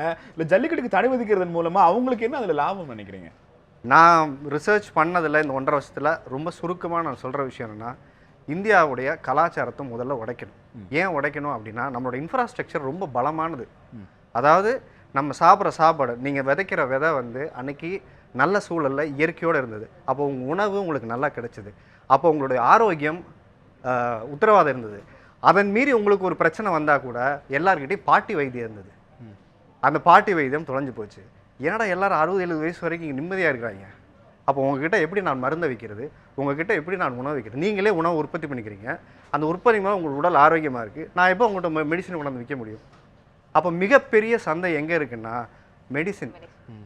அப்போது இன்றைக்கி கேன்சருக்கு இருக்கிற மருந்து, அதற்கப்புறமா இன்றைக்கி டயபெட்டிக் இருக்கக்கூடிய மருந்து, இதெல்லாம் இப்போ நான் நிறைய டாக்டர்ஸ்களை சந்திக்கும் போது மிக அதிர்ச்சியான இன்னொரு தகவல் என்னன்னு கேட்டிங்கன்னா, டயாபெட்டிஸ்க்கான ஒரு இப்போது ஃபாஸ்டிங்கில் வந்து உங்களுக்கு வந்து ஒரு 100 அப்படின்னு முன்னாடி இருந்துச்சு. 140 அப்படின்னு ஒரு அளவுகோல் இருந்துச்சு ஆஃப்டர் ஃபாஸ்டிங். இப்போ அது என்ன ஆயிருக்குன்னா 90 ஆயிருக்கு. 140ஐ 135 ஆயிருக்காங்க. இதை யார் முடிவு பண்ணுது? அதாவது ஒரு பெரிய பன்னாட்டு நிறுவனம் அவங்க எல்லாம் கூடி அடுத்த வருஷம் இத்தனை $1 மில்லியன் வந்து மெடிசனை வந்து நம்ம சேல் பண்ணணும்னு முடிவு பண்ணுறாங்க. ஒரே நாளில் எப்படி பேஷண்ட்ஸோட எண்ணிக்கையை நீங்கள் பெருக்க முடியும்? அப்போ அவங்க என்ன பிளான் பண்ணுறாங்க அப்படின்னா, மீட்டிங் கூட்டி திடீர்னு எப்படி நோயாளிகளை உருவாக்க முடியாது. அப்போ 100ங்கிற அளவுகளை 90 ஆக்குறாங்க, 140ங்கிறத 135 ஆக்குறாங்க. காலையில் நீங்கள் தூக்கி எந்திரிச்சிங்கன்னா நீங்கள் வியாதி. இதுக்கும் ஜல்லிக்கட்டுக்கு என்ன தொடர்பு? இதுதான் தண்ணிக்கரோட மிகப்பெரிய அவங்களுக்கு மாஃபியா வந்து எங்கே இருந்து வேலை செய்யுதுன்னு பார்த்தீங்கன்னா மெடிசின் இண்டஸ்ட்ரி. நான் உங்ககிட்ட வியாபாரம் பண்ணணும். காளை வந்து பார்த்தீங்கன்னா நம்மளுடைய நாட்டு காளைகள் நாட்டு பாட்கள் மூலிமா உங்களுக்கு வியாதி வரப்போகிறது கிடையாது. ஆனால் இந்த ஜெர்சி பசு மரபணு மாற்றப்பட்ட இந்த ஜெர்சி A1 பசு உங்களுக்கு பல பக்க விளைவுகளை நீங்கள் ஏற்படுத்தி நீங்கள் கூகுளில் போய் நீங்கள் டைப் பண்ணிங்கன்னாவே தெரியும். டயாபெட்டிக் அகெயின்ஸ்ட் வந்து கவு மில்க்கு நீங்கள் போட்டிங்கன்னா எல்லாமே வருது. இப்போ பீட்டா எடுத்துக்கோங்க. பீட்டாவுக்கு ஒரு மிகப்பெரிய வந்து இந்த பீட்டா ஒழிக்கணும். பீட்டா வந்து சொல்கிறாங்க நமக்கு வந்து கலாச்சாரத்தை சொல்லிக் கொடுக்குறாங்க. இப்போ நம்ம சென்னையில் எல்லாளன் அப்படின்னு கோர்ட்டில் ஒரு செலை இருக்குது. எவ்வளோ பேருக்கு தெரியும் தெரியல. அந்த எல்லாளன் யார்? மனுநீதி சோழன். தன் மகனை அவர் என்ன பண்ணாருன்னு நீங்கள் எல்லாருக்குமே தெரியும். அதாவது ஒரு பசுவை வந்து தன் மகன் கொண்டுட்டாங்கிறதுக்காக தன் மகனையும் பலி கொடுத்தவர். அப்படி ஒரு பசுக்கு நீதி வாங்கி கொடுத்தவங்க நம்ம தமிழ் கலாச்சாரம். நமக்கு தமிழ் கலாச்சாரத்தை பற்றி அவங்க சொல்லி கொடுக்குறாங்க. வேதனையாக இருக்குது. முறுக்குறாங்க, கொம்பை சீவுறாங்க அப்படின்னு. இது என்ன நடந்திருக்குன்னா, சென்ட்ரல் கவர்மெண்ட்டு விலங்குகள் நல வாரியம் அமைக்கும் போது அங்கே பல சட்டத்திட்டங்கள் போடுறாங்க. ஒரு விலங்கை எப்படி பாதுகாக்கணும், எப்படி செய்யலாம், ரிலீஜன் வைஸ் நீங்கள் மத சார்ந்து நீங்கள் வந்து ஒரு மாட்டை கொல்லணும்னா கொண்டுக்கலாம்ங்கிற எக்ஸப்ஷனாக நிறைய விஷயங்கள் கொடுக்குறாங்க. அந்த எக்ஸப்ஷனில் நம் கலாச்சாரத்தை சார்ந்து ஏறு தழுவுதல் அப்படிங்கிறத அவங்க ஆட் பண்ணலை. இப்போ இவங்க இதை பீட்டா தெரிஞ்சுக்கிட்டு இங்கே நமக்கு வந்து ஷூட் பண்ணி கொண்டு போய் அதை காமிச்சு அவங்கக்கிட்ட இது சொல்லும்போது கோர்ட்டு வந்து என்ன செய்யுது? சட்டப்படி தானே செய்யும். அப்போ லா எடுத்து பார்க்கும்போது எக்ஸப்ஷன் லிஸ்ட்டில் இது இல்லை. அப்போ இது சட்டத்துக்கு முரண்பானது. வரைக்கும் இங்கே சரியான தரவுகளை கோர்ட்டில் கொண்டு போய் நம்ம கொடுக்கல. ஓகே, பிசிஏ ஆக்டை அமல் பண்ணால் மட்டும்தான் இது சாத்தியம். ஓகே, இந்த பிசிஏ ஆக்டை செய்யக்கூடிய ஒரே ஆள் யாருன்னா சென்ட்ரல் கவர்மெண்டால் மட்டும்தான் முடியும். வேற யாருனாலே முடியாது. இப்போ நேற்று நடக்கக்கூடிய போராட்டம் சரி, இப்போ சென்னையில் நடந்துக்கிட்டு இருக்க போராட்டம், இவங்க முன்வைக்க வேண்டியது நம்மளுடைய விஷயங்களை சென்ட்ரல் கவர்மெண்ட்டுக்கு தெரியப்படுத்தணும். எனக்கு நேற்றுல வந்து யூகேலேருந்து ஃபோன்ஸ் எல்லாம் வருது. பெரிய போராட்டம் நடக்குது, எங்களுக்கு யாருமே தெரியல. அப்போ ஊடகங்கள் வந்து ஏன் வந்து மற்ற நேஷனல் சேனல்ஸ் ஏன் அதை கவனிக்க மாட்டேங்கிறாங்க? இது உங்களுக்கும் இப்போ நம்ம ஊடகம் நடந்துட்டு இருக்கு அப்படின்னா இந்த ஊடகம் நடத்துறவங்க யாரு? தமிழர்கள். நமக்கான தேவை நம்மளே போராடாமல் இங்கே விலகி நின்னோம் அப்படின்னா நாளைக்கு நம்ம தமிழ்நாடு. நீங்க சொல்றது நான் எப்படி புரிஞ்சுக்கலாம்? அப்போ இந்த ஒட்டுமொத்த போராட்டமும் பீட்டாவுக்கு எதிராக நம்ம போராடுறதுங்கிறது அர்த்தம் இல்லாததுன்னு நீங்க சொல்றீங்க. பீட்டா வந்து நான் சொல்றேன், பீட்டா ஏன் நமக்கு இவ்வளவு பெரிய ஒரு பெரிய சக்தியா நிக்குது? அவங்களுக்கு யார் பொருளாதார உதவி பண்றாங்க? பீட்டா பத்தி இன்னொரு தகவல் சொல்றேன் நான் உங்களுக்கு. பீட்டா நம்மள மிருகவதை பண்றோம்னு சொல்றாங்கல்ல, பீட்டா எவ்வளவு அனிமல்களை எவ்வளவு மிருகங்களை கொண்டிருக்காங்கன்னு எவ்வளவு புள்ளி வரும் அந்த ஸ்டோரி நமக்கு தெரியல. இப்ப என்னோட கேள்வி, இந்த போராட்டங்கள் இப்போ உங்க நண்பர்கள் சொல்றாங்க இல்ல ஊடகங்கள் வந்து தேசிய ஊடகங்கள் இதை கவனத்துல எடுத்துக்கல அப்படின்னா இந்த போராட்டங்கள் எதை நோக்கியதா இருக்கணும், இல்ல யார் டார்கெட் பண்ணிருக்கணும்னு எதிர்பார்க்கறீங்க? ஒரே டார்கெட்டு நம்மளுடைய கலாச்சாரம், நம்மளுடைய பாரம்பரியம். என் வீட்டுக்குள்ள வந்துட்டு என்ன வெளியில போன்னு சொல்றதுக்கு நீ யார்? முதல்ல டுவர்ட்ஸ் யாரை கேட்கிறேன் நான், யாருக்கு எதிரான இந்த போராட்டம், யார்கிட்ட போய் நீங்க இதை நான் வந்து என்ன சொல்றேன்னா சென்ட்ரல் கவர்மெண்ட் கிட்ட எதிரான இது போராட்டம். அவங்க கிட்ட அவங்க தான் செய்ய முடியும். ஓகே, இது மாநில அரசுனால செய்ய முடியாது. மாநில அரசும் போய் முறையிடலாம், நம்மளுடைய கலாச்சாரம் எங்களை மீட்டு கொடுங்க அப்படிங்கிற முறையிடலாம். இப்போ 1980 ஒரு பீட்டை ஆரம்பிக்கிறாங்க. ஒரு முதியோர் இல்ல மாதிரி, அனாதை இல்ல மாதிரி விலங்குகளை வந்து நாங்கள் பாதுகாப்போம்னு ஒன்று அனௌன்ஸ் பண்ணுறாங்க அமெரிக்காவில். உடனே 1000 கால்கள் அவங்களுக்கு வருது. எல்லா மிருகங்களையும் அவங்கள்ட்ட வந்து கொடுக்குறாங்க. அப்போ அதை பாதுகாக்கிறதுக்கோ உணவு கொடுக்குறதுக்கோ அவங்கள்ட்ட பிரச்சனையாக இருக்கும்போது அவங்க அமெரிக்கா கவர்மெண்ட்டை ப்ரெஷர் பண்ணி ஒரு லாவை போட வைக்கிறாங்க. 15 நாளுக்கு மேலே நீங்கள் அந்த யாராவது வந்து நாங்கள் வந்து அந்த விலங்குகளை எடுத்துக்கல நீங்கள் அதை வந்து நீங்கள் கொண்டுடலாம். அப்படி 35,000 விலங்குகளை அவங்க கொண்டிருக்காங்க. எலி இந்த நிறுவனம் காளைகள் துன்புறுத்தப்படுவதாக சொல்கிறதோ அந்த நிறுவனம் 35,000க்கு மேல புள்ளி விவரம் சொல்லுது. அவங்க மிருகங்களை கொண்டிருக்காங்க. அவங்க வந்து நமக்கு சொல்லி கொடுக்குறாங்க. இப்போ நம்ம வீட்டில் நம்ம ஒரு குழந்தை வருது, நீங்க அந்த குழந்தைய வந்து கண்டிச்சு வளர்க்கணும் நீங்க ஆசைப்பட மாட்டீங்களா? தப்பு பண்ணா நம்ம போய் அடிக்க மாட்டோமா? இல்லை அவங்களோட மோதி விளையாட. ஒரு நாய் வருது, ஏறி பிடிச்சி விளையாடுறோம். நாய் நம்மளோட ஏறி விழுது, அது செல்லமா அடிக்கிறோம். அப்போ நம்ம ஒரு நாள் நம்ம இன்னைக்கு விளையாடுறதுங்கிறது வந்து அன்பாவும் பாசமாகவும் அதோட பேசி வளர்கிறோம். நம்மளாம் நம்மளோட கலாச்சாரம் பார்த்தீங்கன்னா மரத்தோடய பேசி வாழ்ந்த மனுஷங்க. நம்ம அப்படி இருக்க ஒரு பொறுத்த கலாச்சாரம். வரைக்கும் இந்த பிரச்சனை என்பது பீட்டா சம்பந்தப்பட்டதில்ல, இது நம்ம மத்திய அரசு கிட்ட முறையிடணும்ங்கிறதா உங்களுடைய கோரிக்கை. மத்திய அரசு கிட்ட முறையிட்டால் மட்டுமே இது சாத்தியம். ஓகே, அர்ஜுன் சம்பத் சார், இங்க ஒரு ஆரியு பிரபலமான ஒரு திரைப்பட நடிகர் கடந்த 2 ஆண்டுகளாக இந்த இயற்கை வேளாண்மை அல்லது தமிழகத்தினுடைய நிலம் சார்ந்த பல்வேறு விஷயங்கள்ல திரும்ப திரும்ப பல்வேறு தரவுகளை சேகரித்து அவர் சொல்ற விஷயம் என்பது, மத்திய அரசு இந்த பிரச்சனையில் சரியாக செயல்பட்டிருந்தால் இவ்வளவு பெரிய பிரச்சனைகளை தவிர்த்திருக்கலாம் அப்படிங்கிறாரு. ஆனால் இப்போதும் நீங்கள் மாநில அரசையோ பீட்டாவையோ திரும்ப திரும்ப குறை சொல்வது என்பது எதனால்?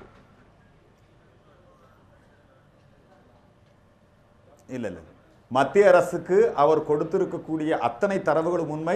அவர் எடுத்திருக்கின்ற முயற்சி நல்ல விஷயம். அவர் இந்த சிந்தனை மேலும் மேலும் நாங்கள் எல்லாரும் இப்போ அவர் ஆதரிப்போம், அதில் ஒன்றும் மாற்று கருத்தே கிடையாது. மத்திய அரசுக்கு உச்சநீதிமன்றத்திலே தடை இருக்கிறது. உச்சநீதிமன்றத்தில் இருக்கக்கூடிய தடையை நீக்குவதற்கு மத்திய அரசு கடும் முயற்சி எடுக்க வேண்டும். மத்திய அரசு அதை செய்யவில்லை என்று சொன்னால் மத்திய அரசு எடுத்து போராடுவோம். நாங்கள் 2 வருஷமா போராட்ட காலத்தில் தான் இருக்கோம். நாங்கள் சிறப்பு சட்டம் கொண்டு வர வேண்டும் என்று சொல்லிதான் இப்போ இன்னைக்கு எல்லாரும் உட்கார்ந்து இருக்கிறாங்க. அதனால இதுக்கான அழுத்தத்தை கொடுப்போம், தொடர்ந்து செய்வோம். இதை நீங்க இது மத்த விஷயம் மாதிரி இல்ல. இல்ல,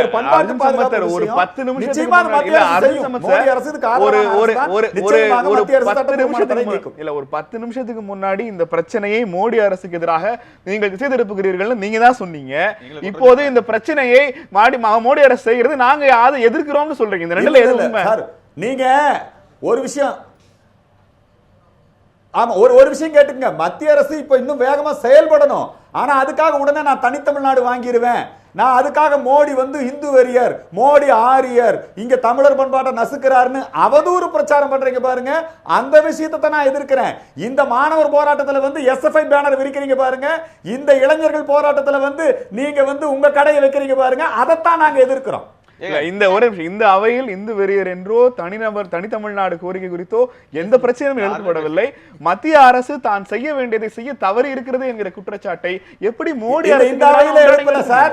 போராட்ட களத்துல எஸ்எஃப்ஐ மிக தெளிவாக என்ன சொன்னாங்க? குற்றச்சாட்டு இருக்கிறது, கோரிக்கை வைக்கப்பட்டிருக்கிறது. நாங்களும் சேர்ந்து அந்த குற்றச்சாட்டை வைக்கின்றோம். மோடி அரசை செயல்பட வைக்க வேண்டும். இல்ல எஸ்எஃப்ஐ தனி தமிழ்நாடு கேட்டாங்களா? 3 ஆண்டு காலமாக 2 ஆண்டு காலமாக மத்திய அர்ஜுன் சம்பத் சார் எஸ்எஃப்ஐ தனி தமிழ்நாடு கேட்டாங்களா? சார் எஸ்எஃப்ஐ தனி தமிழ்நாடு என்ன கேக்குறாங்க சார்? மக்கள் அதிகாரம் என்கிற அமைப்பு மோடியை ராட்சச மாதிரி போட்டு அவங்க எவ்வளவு மோசமா அதுல அந்த பிரச்சாரத்துல பாடுறாங்க. ஜல்லிக்கட்டுல அவருக்கு ஒரு பாட்டு ரிலீஸ் பண்ணிருக்காங்க. நீங்க இன்னும் பார்க்கல, உங்க பார்வைக்கு வரல. இந்த போராட்டங்கள்ல திராவிடர் கழகம், எஸ்எஃப்ஐ போன்ற அமைப்புகள் ஊடுருவி திட்டமிட்டு தமிழ் உரிமை என்கிற போர்வையிலே, தமிழ் ஜல்லிக்கட்டு நடத்த வேண்டும் என்கிற போர்வையிலே அவர்கள் இந்திய ஒருமைப்பாட்டிற்கு விரோத கருத்துக்களை அதற்காக திரண்ட கூட்டமாக இதை காட்டிக்கொள்ள முயற்சிக்கிறார்கள். ஒரு நிமிஷம், இது திருமண வரலட்சுமி, இதுதான் குற்றச்சாட்டு. நீங்கள் எங்கு இளைஞர்கள் ஒன்று சேர்ந்தாலுமே அது அரசுக்கு எதிராக, மோடிக்கு எதிராக, மோடியினுடைய ஏதோ ஒரு வகையிலான அவருக்கு நீங்க ஒரு இமேஜ் கொடுக்க விரும்புறீங்க, ஒரு கலர் கொடுக்க விரும்புறீங்க, அதுக்கு பயன்படுத்திக்கிறீங்கிறதா குற்றச்சாட்டு. இல்ல மோடியை நாங்க மட்டுமே குறை சொல்லல. பொதுமக்கள் முன்னாடி பேசின ஒருத்தவங்க அவங்க யாருன்னு தெரியாது, அவங்களே சொல்றாங்க மோடி அரசின் மீது அந்த அரசு தான் இயங்குது, அந்த அரசு தான் இந்த தடைகளை கொண்டு வந்து எல்லாத்துக்கும் தெரியும், அந்த அரசு தான் இது முழுவதுமாக தமிழர் விரோதமாக. இப்ப இன்னைக்கு திடீர்னு வரல, இந்த இளைஞர்கள் எல்லாம் இன்னைக்கு திடீர்னு ஏதோ ஜல்லிக்கட்டுக்காக மட்டும் வரல, தொடர்ச்சியாக அவங்க காவிரி நீர் பிரச்சனையில கர்நாடகா அடிச்ச பொழுது இப்படி தொடர்ச்சியாக பார்த்துட்டு வந்துட்டு இருக்காங்க. அப்ப இந்த தொடர்ச்சியாக அநீதி நிகழ்த்தப்பட்டதே வந்திருக்குது. ஒரு கட்டத்தில் நீங்க எம்பியையும் பார்க்க மாட்டீங்க, தமிழ்நாட்டில் எந்த கோரிக்கைக்கு நீங்க செவி கொடுக்க மாட்டீங்க இடம் வரும்பொழுது ஜல்லிக்கட்டு பிரச்சனை இயல்பா மாறாங்க. தமிழர்கள் ஒதுக்கப்படுகிறோம் என்ற உணர்வு இயல்பாக வந்திருக்கிறது. அதை பொறுத்த வரைக்கும் ஜல்லிக்கட்டு ஒரு காரணம், தாங்கள் தொடர்ச்சியாக நீங்க அவங்களுக்கு கேளுங்க. அவங்க இது வெளிப்படையாக கேட்கிறோம். நாங்க அவர் நாளைக்கு விவசாய பிரச்சனை வருவாங்க, அவங்க கண்டிப்பா வருவாங்க, இல்லன்னு சொல்லல. அவங்களுக்கு காவிரி நடந்த பிரச்சனை எல்லாத்துக்கும் தெரியும். நீங்க பெங்களூர்ல அடிச்ச பொழுது ஏன் துணை ராணுவ படை அனுப்பப்படல? ஏன் நீங்க தமிழர்களை பாதுகாக்கல? நான் இந்தியாக்குள்ள தானே வாழ்றோம், இந்தியாவில் எங்களுக்கே பாதுகாப்பு இல்லாதனால நான் கண்ணுக்கு முன்னாடி பார்த்தோம்ல, அங்க இருக்க அவங்களை அடிச்சவங்களை பார்த்தோம்ல நாங்கெல்லாம். இல்ல இப்போ இந்த இளைஞர்கள் போராட்டத்தை கைவசப்படுத்துவதற்கு சில அமைப்புகள் நாங்க அப்படியே பண்ணவே இல்லை, அப்படியே பண்ணவே. ஒரே ஒரு விஷயம் இது சொல்லணும் விரும்புறேன். இந்த ஜல்லிக்கட்டு பிரச்சனைக்கு 3-4 வருடமா நாங்க பேசிட்டு ஒவ்வொரு கிராமமாக சென்று பிரச்சாரம் பண்ணியிருக்கிறோம். நாட்டு மாடுகளை பற்றி இந்துத்துவ அமைப்புகள் பேசவில்லை, எங்களை போன்ற முற்போக்கு அமைப்புகள் பேசின. எங்க ஒவ்வொரு முற்போக்கு நாங்க கைது செய்யப்பட்டிருக்கோம், நாங்க தடுக்கப்பட்டிருக்கோம், எங்க சூழ்நிலைகள் கிழிக்கப்பட்டுச்சு, எங்க தோழர்கள் தாக்கப்பட்டாங்க. இந்த இடத்துல இந்துத்துவ அமைப்பு வரல, இந்துத்துவ அமைப்பு வாடிவாசல்ல போய் நின்னாங்க, அவ்வளவுதான் பண்ணாங்களே ஒழிய கிராமம் இன்னைக்கு நாட்டு மாடுகளை பத்தி பேசுறாங்க. நாங்க பேசியிருக்கோம், இந்த தகவலை யார் தாத்ரி கொடுத்தாங்க? சம்பவத்தை மையமாக வைத்து சார், அர்ஜுன் சம்பத் சார், இருங்க. இந்த மாடுகள் இருங்க, நீங்க அழிக்கப்படுவதை பேசுங்க. ஆதரித்தது ச- யார்? ச- சமஸ்தர், நான் நீங்க திரும்ப உங்ககிட்ட பேசுங்க, வரேன். பேசுங்க. சமஸ்தர், திரும்ப நான் உங்ககிட்ட நீங்க வரேன். பேசுங்க. இன்னைக்கு இந்த நாட்டு மாடுகள் அழிக்கப்படக்கூடிய விவரங்களையும் பன்னாட்டு நிறுவனங்களை பற்றிய விவரங்களை வச்சதெல்லாம் யார்? இங்க இருக்க முற்போக்கு அமைப்புகள், எங்களை போன்ற தமிழ் தேசிய அமைப்புகள்லாம் கொண்டு போய் பிரச்சாரம் பண்ணாங்க. தமிழ் தேசிய அமைப்புகள் இதை பற்றி தொடர்ச்சியாக ஒவ்வொரு ஊர்களாக சென்று நின்று பிரச்சாரம் பண்ணுற விளைவு தான் இன்னைக்கு பொதுமக்கள் வந்து நின்று இருக்கிறாங்க. இவங்க போய் இன்னைக்கு பிரச்சாரம் பண்ணாங்க. எங்களுக்கு 1000 ஆதாரங்கள் இருக்கிறது. நாங்க ஒரு நாள் வரல, 3 நாள் வருஷம் உழைச்சிட்டு இருக்கக்கூடிய விஷயங்கள் தான் அது. ஆனா ஏகாதிபத்தியத்தை எதிர்க்கிறோம். இங்க எங்களுடைய பண்பாட்டின் மீது நடத்தப்படும் தாக்குதல் எதிர்க்கிறோம். விவசாயிகளுடைய உரிமை, அதாவது என்னன்னா விவசாயம் முடக்கப்படுகிறது, மாடு முடக்கப்படுகிறது, தற்சார்பு விவசாயம் முடக்கப்படுகிறது. அது சொல்லுங்க பாப்போம். அவர் அர்ஜுன் சம்பத் சார் வாயில வருதான்னு பாப்போம். தற்சார்பு விவசாயத்தை பத்தி, தற்சார்பு விவசாயத்தை நாங்கள் பேசிக்கொண்டு இருக்கிறோம். இங்கே இருக்கக்கூடிய சஸ்டைனபிள் அக்ரிகல்ச்சர் சொல்லக்கூடியதை உடைக்கக்கூடிய இந்திய அரசோட கொள்கை, WTO கொள்கையை பத்தி பேசுறோம். ஓகே, திரும்ப எனக்கு இங்க இந்த இப்ப இவர் சொன்னார்ல, வார்த்தைகள், பிரச்சனைகள், இந்தியாவில் இருக்கிற விஷயங்கள், இந்த விஷயங்களுடைய உள்ளடக்கில தான் இந்த பசங்க வந்து போராடிட்டு இருக்காங்கிறத உங்களால உறுதியா சொல்ல முடியுமா? சார், எங்களுக்கு ஒரே ஒரு விஷயம் தான் சார். காவேரி பிரச்சனையில தமிழர்கள் நாங்க தான் அதிகமா அடிபட்டோம். அடுத்து இங்க வந்து ஜல்லிக்கட்டு நடத்தக்கூடாது. ஏன் நடத்தக்கூடாது? அது தமிழர் பாரம்பரியம், அதனால நாங்க அடிபட்டோம். விவசாயிகள், தமிழ்நாட்டு விவசாயிகள் அதிகமா இறந்தாங்க, யாரும் கவனிக்கல. மோடியோட ATM கேஷ் அது அவசர சட்டம், அது அமல்படுத்த முடியும் போது எங்களுக்குன்னு எங்களோட தேவைகள், தமிழரோட தேவையை புரிஞ்சு எங்களுக்காகன்னு ஒரு அவசர சட்டத்தை அவங்களால கொண்டு வர முடியல. ஃபேஸ்புக்கில் வெறும் மெமிக் கிரியேட்டர்ஸ் பொறுக்கீஸ் அப்படின்னு சொல்றாங்க. நாங்க எந்த பொறுக்கித்தனமும் பண்ணல. அங்க இருக்க அத்தனை பேரும் அமைதி வழியில தான் போராட்டம் ஆரம்பிச்சோம். அங்க இருக்கும் போது காலையில 8 மணில இருந்து அங்கதான் இருந்தேன் சார். ஒவ்வொரு பொலிட்டிஷியனா வந்தாங்க. ஸ்டாலின் வந்தாங்க, நான் ஆதரிக்கிறேன் அப்படின்னு சொன்னாங்க. நாங்க எந்த பொலிட்டிஷியனும் உள்ள விடல, எங்களுக்கு தேவையில்லை. இப்போவும் சொல்றேன், நியூஸ் 7 தவிர வேற எந்த மீடியாவும் எங்களை கவர் பண்ண தேவையில்லைன்னு நாங்க தான் எல்லாரையும் அமைச்சோம். ஏன் அப்படின்னா எங்களோட உணர்வுகளை புரிஞ்சுக்கிட்டவங்க யாரோ அவங்க வந்து எங்களோட போராடட்டும்னு சொன்னோமே தவிர நீங்க உங்களுக்கு வந்து TRP ரேட் ஏற்றிக்கோங்கன்றதுக்கு எங்களுக்கு அது விருப்பம் இல்லை. ஒவ்வொருத்தரும் சமூக வலைத்தளத்தை மட்டுமே பார்த்து வந்தோம். எதுக்கு எல்லா தமிழர்களும் ஒதுக்கப்படணும்? எங்க தமிழை நாங்க கொண்டு வரணும்ன்றது தான் எங்களோட ஆர்வம். இல்ல, இப்ப இந்த குரல், இப்ப சந்தானலட்சுமியினுடைய குரல் போராட்டத்துல பங்கெடுத்த எல்லோரிடமும் இருக்கிறதா? ஒருத்தர் இல்லாம அங்க இருக்கிற அத்தனை பேரும் எங்களோட தமிழ் வளரணும், எங்க தமிழை முடக்கிடக்கூடாதுன்ற ஆர்வத்தால மட்டும்தான் அங்க இருக்கும். Jallikattu it's a reason for us. அதை மட்டும் பேன் பண்ணா அடுத்து எதையாவது அழிச்சிட்டு வந்துட்டே தான் இருப்பாங்க. எங்களோட நாட்டுப்புற கலைகள் எவ்வளவோ இருந்துச்சு, எல்லாத்தையும் ஒண்ணு அழிச்சிட்டு வந்தாங்க. இப்போ ஜல்லிக்கட்டு ஓகே அழிச்சிட்டு 4000 வருஷத்துக்கு மேல தமிழ் இருக்கு சார். அதுல வந்து நீங்க எல்லா கலாச்சாரம், தமிழ் கலாச்சாரம் பேஸ்மெண்ட் ரொம்ப ஸ்ட்ராங். அவர் சொன்ன மாதிரி பேஸ்மெண்ட் ரொம்ப ரொம்ப ஸ்ட்ராங். எங்களுக்கு வந்து மெடிசன், உணவுல இருந்த மெடிசன் மத்தவங்களுக்கு கிட்ட கிடைக்கல. எனக்கு இவ்வளவு விவரம் தெரிஞ்சு நீங்க இந்த போராட்டத்தை இவ்வளவு ஆழமா அணுகுறீங்க. அர்ஜுன் சம்பத் சார் சொல்றாரு, இந்த போராட்டத்தை முன்வைத்து தனித்தமிழ்நாடு கோரிக்கை அல்லது மத்திய அரசுக்கு எதிரான ஒரு அமைப்பாக மாற்றுவதற்கு சில அமைப்புகள் இந்த இளைஞர் திரளை பயன்படுத்துறாங்க அப்படிங்கிற குற்றச்சாட்டை எப்படி பாக்குறீங்க? இப்போ இந்த நீங்க போராட்டம் நடத்திட்டு இருக்கீங்க இல்லையா, இந்த டீம் தமிழ்நாடை வந்து செப்பரேட் பண்ணணுங்கிற ஒரு கோரிக்கையை உள்ளடக்கிய ஒரு குழுவாக இருக்கிறது. மோடிக்கு எதிரான ஒரு திட்டமிட்ட டீமா நீங்க ஃபார்ம் ஆயிருக்கீங்க. அந்த மாதிரியான குற்றச்சாட்டை மோடிக்கு எதிராக நாங்க ஃபார்ம் ஆனவங்களே கிடையாது சார். எங்க தமிழ் அழிஞ்சிடக் கூடாதுன்றதுக்காக வந்தவங்க மட்டும்தான் நாங்க அத்தனை பேரும். ஜல்லிக்கட்டுக்கு ஆதரவா திரண்டவங்களை இவங்க திசை திருப்ப முயற்சிக்கிறாங்க. எங்களுக்கு அதுக்காக சார் நாங்க வேலை வெட்டி இல்லாம வந்து உட்கார்ந்துட்டு இருக்கோம் நினைச்சிட்டு இருக்காங்களா? இன்னைக்கு எனக்கு ஒரு நாள் வேலை போச்சு, கவலைப்படல. இன்னொரு விஷயம், இன்னும் ஒரு வாரத்துல சாகும் வரை உண்ணாவிரதம் ஆரம்பிக்கிறோம். தமிழை ஆரம்ப கல்வியில தமிழ் பயிற்று மொழியாக தமிழகத்திலே வர வேண்டும். சாகும் வரை உண்ணாவிரதம் ஆரம்பிக்கிறோம். வாங்க, தாய் தமிழ் மொழியை காப்பாற்ற வாங்க, போராட வாங்க. தமிழ் மட்டும்தான் தமிழகத்திலே பயிற்று மொழியாக இருக்க வேண்டும். இல்ல, என்னுடைய கேள்வி, அர்ஜுன் சம்பத் நடத்துற போராட்டத்துக்கு ஏன் மழலையர் கல்வியில் மழலையர் கல்வியில் அர்ஜுன் சம்பத் உங்க போராட்டத்துக்கு அவங்கள கூப்பிடுறதுக்கு பதிலா அவங்க நடத்திட்டு இருக்க போராட்டத்துக்கு ஏன் அர்ஜுன் சம்பத் சார் வரக்கூடாது? ப்ளீஸ் சொல்லுங்க. அந்த போராட்டத்தை நாங்க நடத்திட்டு இருக்கிறோம். ஜல்லிக்கட்டு நாங்க நடத்திட்டு இருக்கோம். சமஸ்கிருத கொண்டு வராங்க. ஜல்லிக்கட்டு நடத்தாம இருந்தா ஜல்லிக்கட்டு நடத்திட்டு இருக்கிறோம். சமஸ்கிருதத்தை கொண்டாங்கன்னு நாங்க சொல்றோம் சார். ஜெர்மன் மொழியை கொண்டு வாங்கன்னு நீங்க சொல்றீங்க. ஜெர்மன் மொழியை கொண்டு வாங்கன்னு சொல்றீங்க. நாங்க எங்க 6000 மைலுக்கு அப்பால் இருந்து வந்த ஆங்கில மொழியை கொண்டு வான்னு சொல்றீங்க. அரபு மொழியை கொண்டு வான்னு சொல்றீங்க. அரபு மொழி வாத்தியார்களுக்கு சம்பளம் கொடுங்கன்னு ஒரு அவையில் ஒரு ஆணின் குரலை மழலையர்களில் ஆங்கிலம் ஏன் தடை செய்யப்படக்கூடாது? எதற்காக ஆங்கிலம் படிக்க வேண்டும்? எங்கள் குழந்தைகள் நெஞ்சில ஏன் ஆங்கிலத்தை திணிக்கிறீர்கள்? தமிழ் பயிற்சி அத்தனை பேரும் ஆங்கிலத்துல தான் எதிர்த்து இருக்காங்க. நாங்க ஆங்கிலத்துல பேசினா அத்தனை பேருக்கு புரியும். கிறிஸ்தவர்களுக்கு பைபிள் கல்வி.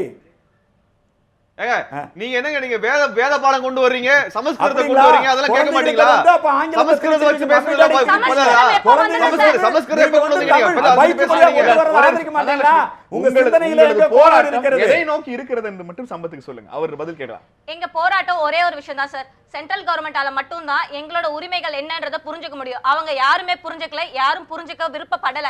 எங்களோட உரிமையை நாங்க இழக்க விரும்பல. அதை நாங்க எல்லாருக்கும் எடுத்து சொல்லணும் அப்படின்ற ஒரே காரணத்துக்காக மட்டும்தான் அங்க கூடி இருக்கோம். அங்க இருக்கிற ஒவ்வொரு இளைஞனும் தான் தமிழை வெளிக்கொண்டு வரணும், அழிஞ்சிடக்கூடாதுன்ற ஒரே காரணத்துக்காக தான் இருக்கான். ஜல்லிக்கட்டு அதுக்கு ஒரு ரீசன், அவ்வளவுதான். அஜித் சமாச்சாரம் உங்களுக்கு நிறைவு கருத்தை முன்வைக்கலாம். நீங்க கொஞ்சம் சீக்கிரம் கிளம்பணும்னு சொல்லியிருந்தீங்க. உங்க நிறைவு கருத்து சொல்லுங்க.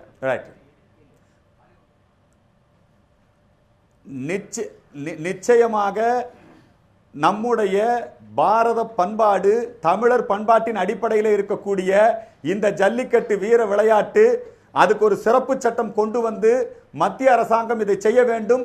இந்த போராட்ட களத்திலே நாங்களும் இருக்கிறோம். இந்த போராட்டத்தை இந்திய ஒருமைப்பாட்டுக்கு எதிராக திசை திருப்ப முயற்சித்தால் நாங்கள் ஒருபோதும் அதை ஒப்புக்கொள்ள மாட்டோம். தொடர்ந்து களத்திலே இருப்போம். ஜல்லிக்கட்டு எங்களுடைய உரிமை, எங்கள் வழிபாடு. நாங்கள் எங்கள் வழிபாட்டு உரிமையை நிலைநாட்டுவோம். எங்களுடைய நாட்டு பசுக்களை, எங்கள் நாட்டு கோழிகளை, எங்களுடைய நாட்டு இனங்களை, எங்கள் நாட்டு விவசாயத்தை பாதுகாக்க நாங்கள் எப்பொழுதும் களத்திலே இருப்போம். உங்கள் கருத்துக்களுக்கு நன்றி அர்ஜுன் சம்பத். நிகழ்ச்சியில் நாம் சில கேள்விகளை தொடர்ந்து இருக்கிறது. ஆரி அவர்களிடமும் சந்தானலட்சுமி மற்றும் அத்தனை பேரிடம் பேச இருக்கலாம். கேள்வி நேரம் ஒரு சிறிய இடைவேளைக்கு பிறகு.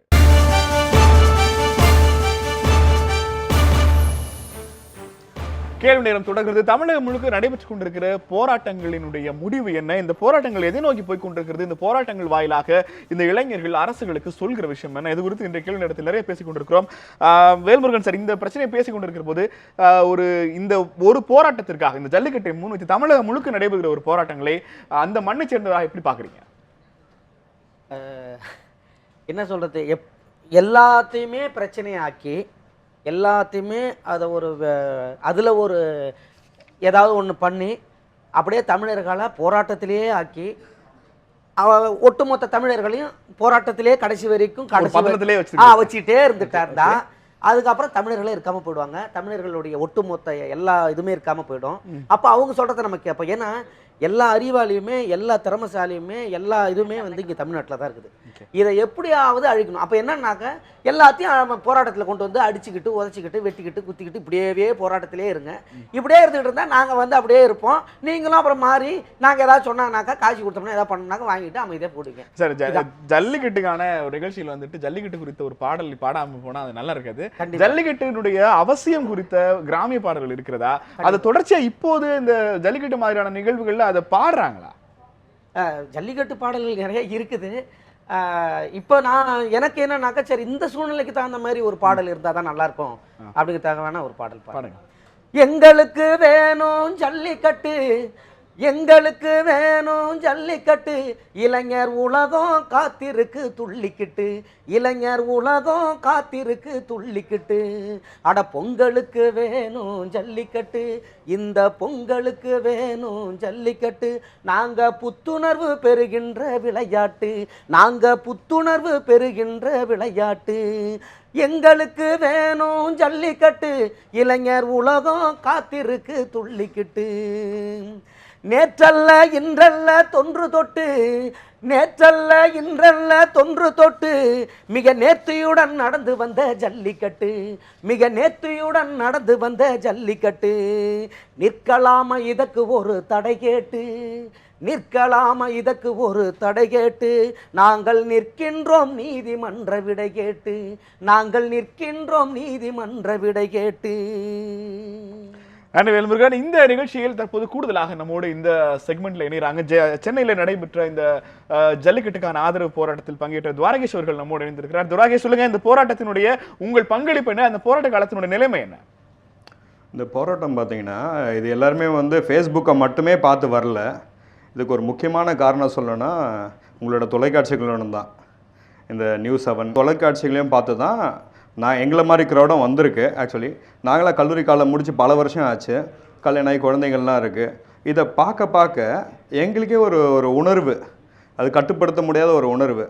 மறுபடியும் நாங்கள் கல்லூரி காலத்துக்கு போன மாதிரி ஆகி எங்களை மாதிரி ஒரு 30 வயசு மதிக்கத்தக்கவங்களாம் நிறைய பேர் அங்கே இருக்காங்க. ஸோ இது வெறும் கல்லூரி மாணவர்களோட போராட்டமும் இல்லை, இது இதே மாதிரி தொடர்ந்துருச்சுன்னா அடுத்தது 40 வயசுக்காரங்க வருவாங்க, அடுத்தது 50 வருவாங்க, பொறுமையாக 60 வயசுக்காரங்களும் வருவாங்க. துவாரகேஷ், இந்த பங்கேற்பின் வாயிலாக நீங்க என்ன சொல்ல விரும்புகிறீங்க? அரசுக்கு என்ன கடத்த விரும்புறீங்க? என்ன சொல்ல விரும்புகிறேன்னா, இந்த பிஜேபியும் சுப்ரீம் கோர்ட்டும் வேறு இல்லை என்னை பொறுத்தவரையிலும். எப்படி கேட்டிங்கன்னா, இந்த காவேரி நதிநீரோட கரெக்டாக அந்த ஜட்ஜ்மெண்ட் வருது, இத்தனை வருஷம் ஜட்ஜ்மெண்ட், நதிநீருக்கு மேலாண்மை வாரியம் அமைக்கணும்ன்ட்டு. அப்போ நம்ம தமிழ்நாடு, கேரளா, பாண்டிச்சேரி பிரதிநிதியை அறிவிச்சிட்டாங்க. உடனே மோடி கடைசிக்கு முன்னாடி நாள் தலையிட்டு இதெல்லாம் நாங்கள் எழுதி பார்த்துக்குறோம், அது தமிழரோட உரிமைன்னு வரும்போது டக்குன்னு தலையிட்டு இது செல்லாது. நாமளும் எதிர்பார்த்தோம், ஐயோ கரெக்டான நம்ம ரைட்ஃபுல் ஷேர் ஆஃப் வாட்டர் வந்துடும்ன்ட்டு நினச்சோம். திடீர்னு மோடி தலையிட்டு அதெல்லாம் செல்லாது அப்படின்னுட்டாரு. அடுத்தது இப்போ பார்த்தீங்கன்னா சுப்ரீம் கோர்ட் தடை போட்டுடுச்சு, ஜல்லிக்கட்டு நடத்தக்கூடாதுன்னு. இதுக்கு நான் என்னப்பா பண்ணுவேன்? எனக்கு என் கையில் என்னப்பா இருக்குது? இதெல்லாம் நாங்கள் பார்த்துட்டு தானே இருக்கோம். இன்னும் எத்தனை வருஷம் சார் இது மாதிரி? இவங்க 2 பேருமே ஒன்று தான், பிஜேபியும் சரி சுப்ரீம் கோர்ட்டும் ஒன்று. தமிழர்களோட உரிமை எங்கே நிலைநாட்டப்படுதோ அங்கே ஓங்கி மிதிப்பாங்க, எங்கே நிலைநாட்டப்படலையோ அங்கே வேடிக்கை பார்த்து சிரிப்பாங்க. இதுதான் பிஜேபியும் இதுதான் சுப்ரீம் கோர்ட்டும் பல வருஷமாக பண்ணிட்டு இருக்காங்க. துவாரகேஷ், இப்போ நீங்க ஒரு கல்லூரி படித்து முடித்த ஒரு இளைஞர், நமக்கு சட்ட ரீதியிலான சட்டத்தின் மீதான நம்பிக்கை, சட்ட ரீதியா நம்முடைய உரிமையை மீட்டு கொண்டு வருவதற்கான வாய்ப்பு, நாம தேர்ந்தெடுத்த மக்கள் பிரதிநிதிகள் அதற்காக அழுத்தம் கொடுக்கிறது, இந்த விஷயங்கள் எல்லாம் ஏன் நம்பிக்கை இல்லை? இந்த விஷயங்கள் எல்லாம் நம்மளால ஏன் ஒரு உரையாடலை நிகழ்த்தவே முடியல? இது ஒரு மாயை மாதிரி இருக்குது சார். இந்த பிஜேபியும் சரி, காங்கிரஸும் சரி, திமுகவும் அதிமுகவும் சரி, இவங்க என்ன பண்ணுறாங்கன்னா, இவங்க நிறைய தொண்டர்களை சேர்த்து வச்சுருக்காங்க. 1.5 கோடி பேர், 1,75,00,000 பேர் அதிமுகவும், 1.5 கோடி தொண்டர்களையும் இவங்க சேர்த்து வச்சுருக்காங்க. எங்களை மாதிரி படித்த இளைஞர்கள்லாம் இதில் ஒரு 30, 40, 50 லட்சம் பேர் தான். நாங்கள் ஓட்டு போடுறோம் இல்லையா, அவங்க தான் சார் ஜெயிப்பாங்க. ஏன்னா 1.5 கோடி ஓட்டு சார். இன்றைக்கி அதிமுக வாங்கினது 1,57,00,000 ஓட்டு தானே. ஆனால் அவங்க தொண்டர்களே 1,75,00,000 பேர் இருக்க தான் சொல்கிறாங்களே. அப்போ அந்த தொண்டர்களே மாறி வராங்கன்றதானே அர்த்தம். நன்றி துவாரகேஷ், உங்கள் கருத்துக்களுக்கு நன்றி. ஆனால் இங்கே பேச வேண்டிய முக்கியமான விஷயம், இந்த பிரச்சனையை அடுத்து எப்படி எடுத்துகிட்டு போகணும் அப்படின்னு நீங்கள் நினைக்கிறீங்க? இந்த போராட்டங்கள் நம்ம ஒரு காசுக்காக வந்தோம், அசம்பிள் ஆனோம், போராடினோம், அது நடந்தது நடக்கலைங்கிறதுக்கு அப்புறம் பிரிஞ்சு போனோங்கிறத தாண்டி இதை அடுத்த ஸ்டெப் எப்படி எடுத்து வைக்கணும்னு நினைக்கிறீங்க? இல்லை, இனி எடுக்க போகிற நடவடிக்கை தான் மிக முக்கியமான நடவடிக்கைன்னு நினைக்கிறேன். ஏன்னா இப்போ பொங்கல் 15 நாள் முடிஞ்சிருச்சு, இன்னும் 2 நாள் நீங்கள் ஸ்ட்ரெச் பண்ணுவீங்க, இன்னும் 2 நாள் உங்களை தம் கட்டுவீங்க, அப்புறம் அவங்களுக்கு ஒரு வேலை இருக்கும், கிளம்பி போயிடுவோம் அப்படின்னு ஒன்று இருக்கும். இங்கெல்லாம் ஒரு செல்ஃபி எடுத்து நம்ம இங்கே இருந்தோம், நானும் கலந்துக்கிட்டேன். இப்போ எல்லாருமே என்ன கேட்டாங்க, இந்த மாதிரி போராட்டத்துக்கு நடிகன் நீங்களாம் இது பாப்புலாரிட்டிக்காக நீங்கள் போகிறீங்களா அப்படின்னு. நான் சொன்னேன், அதே ஒரு கேள்வி தான் சொன்னேன் அவர்கிட்ட. நடிகன் தேவையில்லை இந்த போராட்டத்துக்கு, ஒரு தமிழன் தான் இந்த போராட்டத்துக்கு தேவை. ஏன்னா நடிகன்கிறது வேலை பார்க்குற அவங்கவுங்க ஒரு வேலை பார்க்குறாங்க, அதோட அடையாளம் அவ்வளோதான். என்ன ஒரு 1000 பேருக்கு தெரியும், என்னை விட பெரிய ஸ்டாராக ஒரு 1,00,000 பேருக்கு தெரியும், அதை விட ஸ்டேட்டில் தமிழ்நாடு பூரா தெரியும், இல்லை இந்தியா பூரா தெரியும், அவ்வளோதான் வித்தியாசம். பட் இங்கே உணர்வு ரீதியான விஷயங்கள் தான் நம்ம முன்னெடுத்து வைக்கிறோம். அங்கே 2 விஷயம் என்னென்னா, நான் தான் அதை சொன்னேன், நாங்கள் போய் செஞ்சதெல்லாம் சிறு துரும்பு. இங்கேருந்து சென்னையில் கிளம்பி போய் என்னை உள்ளே விடலை, கைது பண்ணாங்க, உள்ளே 1 மணி நேரம் உட்கார வச்சாங்க, என்னை ஃபஸ்ட்டு யாருன்னு தெரில, அதுக்கப்புறம் உட்காந்தாங்க, அப்படி உட்காந்து நம்ம தகவல் சொன்னோம், நீங்கள் தான் சார், அப்படி உட்கார வச்சுட்டு உள்ளே விடலை, அப்புறம் பேசி கீசி சமாதானம் பண்ணி வரதுக்கு 1 மணி நேரம் என்னை உள்ளே விடலை, அவங்க ஃபோனை பிடிங்கி வச்சுக்கிட்டாங்க. அப்போது இன்றைக்கி நான் ஒரு ட்விட்டரில் கூட நான் அதை தான் போட்டேன், நேற்று என் கைது, இன்று மாணவர்கள் கைது. ஸோ எங்கள் கைது எங்கள் கைகளை கட்டாது, இனி மாணவர்கள் இது கட்டுப்பட மாட்டாங்க. ஏன் நீங்கள் கேட்டீங்க இல்லையா, முதல் நிறையா கேள்வி கேட்டுட்டு இருந்தீங்க, இந்த சமுதாயத்தை திசை திருப்புறாங்களா, இங்கே ஏன் கூடினாங்க, இவ்வளோ நாள் இல்லாமல் எங்கே இருந்துச்சு, போராட்டம் நிறைய நடந்துகிட்ருக்கு. இப்போ நம்ம வேலன் இவர் சொன்னார், சார் சொன்னாங்க, நிறையா நடந்துகிட்ருக்கு. போராட்ட குணமே நம்மக்கிட்ட குறைஞ்சிக்கிட்டே இருக்குது. நம்ம எல்லாம் டிவி முன்னாடி உட்காந்துக்கிட்டு செல்ஃபோனை நோண்டிக்கிட்டு மட்டுமே தான் இருக்குமே தவிர, சிந்தனைகள் நிறைய அங்கே விழுகுது, நிறைய கருத்துக்களை டெய்லி போடுறாங்க. பட் ஷேர் பண்ணுறோமா, இல்லை படிச்சுட்டு அதோட அடுத்த வேலையை செல்போனும் பார்க்குற டிவியும் போராட்ட கணத்தை குறைச்சிருச்சுன்னு சொன்னதுல இருந்து செல்போனும் டிவியும் போராட்டத்தை தூண்டி இருக்குன்னு இப்ப சொல்றோம் இப்போ ரெண்டு அதுதான் சொல்கிறேன். இப்போ இந்த போராட்ட குணம் இருக்கு இல்லையா, இந்த இளைஞர்களை எழுச்சிமிக இன்னைக்கு ஒரு பெரிய போராட்டம், இன்னைக்கு கரண்ட் இல்லைன்னு சொல்கிறாங்க, எல்லாரும் செல்ஃபோனை கூட்டிக்கிட்டாங்க, ஏன் நிற்கிறோம் எதுக்கு நிற்கிறோம்னு தெரிஞ்சு நிற்கிறாங்க. யாருமே தெரியாமல் சும்மா வாங்க நம்மளும் போய் மெரினா பீச்சில் நின்றுட்டு வருவோம், நம்மளும் ஒரு ஃபோட்டோ எடுத்துகிட்டு வருவோம், நம்மளும் அதில் கலந்துப்போம் அப்படிலாம் கிடையாது. அப்போ அந்த போராட்டம் உணர்வு ரீதியான ஒரு போராட்டம் இருக்கும். இது நெக்ஸ்ட் என்ன பண்ணணும், இதுக்கு ஒரே வடிகால் என்னன்னு கேட்டால், இந்த போராட்டம் வந்து சுழற்சி முறையில் இருக்கணும். அதாவது ஏன்னா நீங்கள் டயர்ட் ஆகிடுவீங்க. இன்னைக்கு இவங்க சொன்னாங்க ஒரு நாள் வேலையை போட்டு வந்துட்டாங்க, நாளைக்கு வந்து ஒரு மாதம் இவங்களால இருக்க முடியுமான்னு கேட்டால் வீட்டுக்கு சாப்பாடு கொடுக்கணும், சம்பாதிக்கணும், வீட்டில் திட்ட ஆரம்பிச்சிருவாங்க. இப்போ நான் போய் எல்லா பட வேலையை விட்டுட்டு காலையிலேருந்து இதே வேலையை நான் அறிஞ்சேன்னா இதே தான் என் வீட்லேயே நடக்கும். அப்போ என்ன எதிர்ப்புனா சுழற்சி முறையில் இருக்கணும். காலையில் ஸ்கூலுக்கு போகிறாங்களா பசங்க, இன்றைக்கி தான் விழிப்புணர்வு அடைஞ்சிருக்கு, காலையை ஏன் வளர்க்குறாங்க. இப்போ எல்லாருக்கும் காலை வளர்க்கணுங்கிற ஒரு நோக்கம் வந்திருக்கு. நான் சென்னையில் இருக்கேன், என்கிட்ட இடம் இல்லை, பட் வாடகைக்காவது ஒரு 4-5 பேர் சேர்ந்து ஒரு வாடகை எடுத்துகிட்டு வாங்க நம்ம ஒரு 5 காலையை வளர்ப்போம். ஈஸி இல்லை, ஒரு ஆளாக வளர்க்கும் போது தானே செலவு ஜாஸ்தி. அப்போ அந்த காளைகள் வளர்க்குறது மூலிமா நமக்கு என்ன நடக்குது அப்படின்னு கேட்டிங்கன்னா, இப்போ விவசாயம் பண்ணுறதுக்கு இயற்கை உரம், நான் தான் சொன்னேன் இயற்கை உரம் எங்கேருந்து வரும், மாட்டு சாணத்துலேருந்து வரும், ஆட்டு புழுக்கையிலேருந்து வரும். இப்போ அக்வா ஃபார்மிங் தான் in future. Okay, aqua farming மூலிமா நீங்கள் அதோட சேர்ந்து அந்தந்த மண்ணும் சீதோஷ்ண நிலைக்கு தகுந்த மாதிரி மீன்களை வளர்க்க வரைக்கும் இந்த போராட்டம்ங்கிறது கொள்கை சார்ந்த செயல் வடிவம் பெறணும், செயல் வடிவம் பெறணும், அதற்கு முன்னெடுக்கணும். நான் வந்து அண்ணா யூனிவர்சிட்டியில் 2-3 மாதத்துக்கு முன்னாடி ஒரு ஈவெண்ட்டில் போய் கலந்துக்கும் போது, நான் அங்கே தான் கோட்டூர்புரத்துலாம் குடியிருக்கேன், நான் போகும்போது வரும்போதெல்லாம் பார்க்குறேன் ஒரு நிகழ்வு என்னை ரொம்ப பாதிச்சுக்கிட்டே இருந்த ஒரு விஷயம். அதே அங்கே உள்ளுக்குள்ளே போகும்போது பார்த்தீங்கன்னா அங்கே உங்களுக்கு தெரியும், அங்கே டெக்கோஃபஸ் ஒவ்வொரு நிகழ்வுகளும் மிக பிரம்மாண்டமாக எல்லா காலேஜும் வருவாங்க. அதே மேடையில் நான் ஒரு கேள்வி கேட்ட விஷயம்தான், தமிழ்நாடு நடத்தக்கூடிய ஒரு காலேஜில் தமிழ் விவசாயி உற்பத்தி பண்ணுற ஒரு கரும்புக்கும் இளநிக்கும் காம்பவுண்டுக்குள்ளே இடம் கிடையாது. பன்னாட்டு நிறுவனங்கள் நம்ம தயாரிக்கிற கோக்கும் பெப்சிக்கும் ஃப்ரிட்ஜில் வச்சு இடம் கொடுக்குறோமே தவிர, அப்போ நம்மலாம் எங்கே வச்சுருக்கோம் அப்படின்னா, அவன் வெளியில் இருந்து விற்றுக்கிட்டு இருக்கான், ஏன் அவனுக்கு ஒரு ஸ்டால் போட்டு உள்ளே கொடுத்து விற்றா வேணான்னு இருக்கா? அந்த வருமானம் ஏன் அவனுக்கு போகக்கூடாது? நமக்கே நம்மளை பற்றின பெரிய ஐடியா இன்னைக்கு கொடி பிடிக்கிறதுங்கிறது நான் அதை தான் சொல்லிருக்கேன். இன்னைக்கு இளைஞர்கள் நீங்கள் வந்து சும்மா நீங்கள் இதை நான் 1.5 வருஷம் 2 வருஷமாக கத்திக்கிட்டு இருக்கேன். நான் காஃபி டீ குடிக்கிறது இல்லை, நான் வந்து வீட்டில் என்னை வந்து பார்த்தாலே இன்டர்வியூ எடுக்கும்போது சிரிப்பாங்க, கம்பு ராகி கூழ் இதை தான் நான் குடிச்சிட்டு இருக்கிறேன். நான் வந்து வேற ஆர்டிஃபிஷியல் ஃப்ளேவர்ஸ்க்கு எகென்ஸ்டாக ஃபைட் பண்ணுறேன். எந்த ஹோட்டலுக்கு போனாலும் எந்த ஹோட்டலில் போட்டிருக்காங்க ஆர்டிஃபிஷியல் ஃப்ளேவர்ஸ் ஆர் ப்ரொஹிபிட்டட், இங்கே வந்து இந்த எண்ணெயில் தான் நாங்கள் தயாரிக்கிறோம். யார் கொடுக்குறா?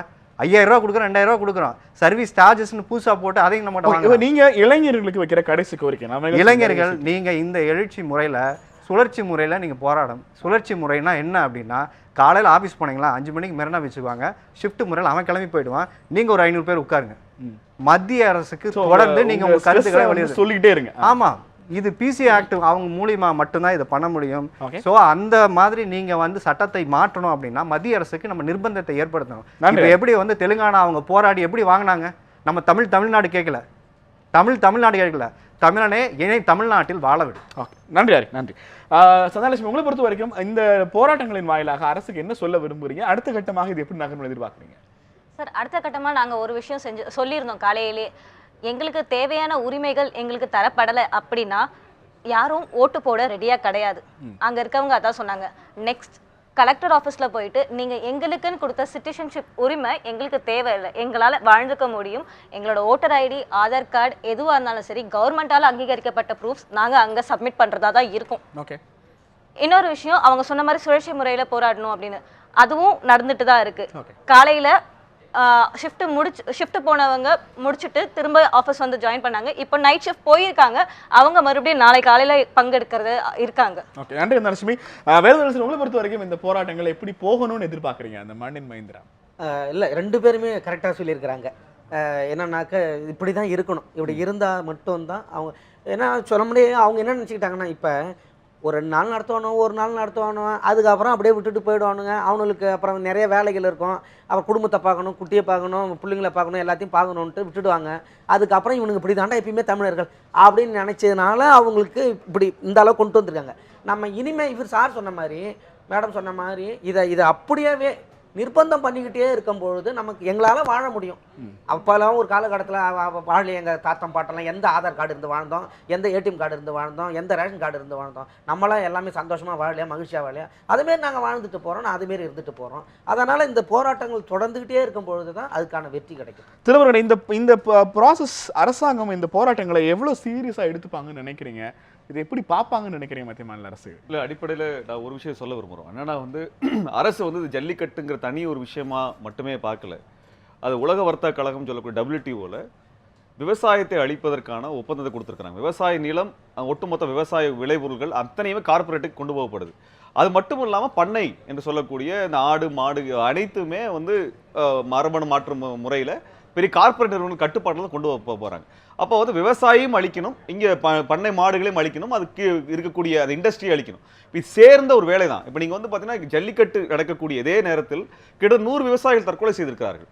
இது குறித்து எதுவுமே பேசப்படலை. அப்போ இது எல்லாமே சேர்ந்த ஒன்றாக நடக்கிறது. இதெல்லாம் நாங்கள் சொல்கிறோம் வந்து மொத்தமாக வந்து ரேஷன் கடையை மூட போகிறது, விவசாயிகளுக்கு மானியங்களை குறைக்கிறது, அப்போ விவசாய தண்ணியே இல்லாமல் பண்ணுறது, அப்புறம் விவசாய கூட்டுறவு வங்கியை மூடுறது, இது எல்லாமே சேர்ந்து நடந்துட்டு இருக்கு. மிகப்பெரிய ஆபத்து. அதாவது என்னன்னா இப்போ காவிரியில் இருக்கக்கூடிய 1 கோடி மக்கள் அனாதைகளாக மாற்றப்படுகிறார்கள், அகதிகளாக மாற்றப்பட போகிறார்கள். இந்த 1 கோடி பேரை நீங்கள் எப்படி பாதுகாக்க போறதா தமிழ்நாட்டினுடைய எதிர்காலமே இருக்குது. அது விவசாயிகளை பாதுகாக்கக்கூடிய அந்த இடத்துக்கு இந்த போராட்டம் நகர்றதா ரொம்ப முக்கியம். அது உலக வர்த்தக கழகத்தில் இந்தியா வந்து ஒப்பந்தம் போட்டிருக்கிறாங்க. அதனால காங்கிரசும் பாரதிய ஜனதா கட்சியும் திமுகவும் அதிமுகவும் சேர்ந்து நின்று தடைக்கு வந்து பின்னாடி நின்னாங்க. ஏன் இவ்வளோ பேர் போராடுறாங்க? ஏன் வந்து இவங்களை சந்திக்க மாட்டேங்கிறாங்கன்னா இவங்க கையெழுத்து போட்டு வந்துட்டாங்க.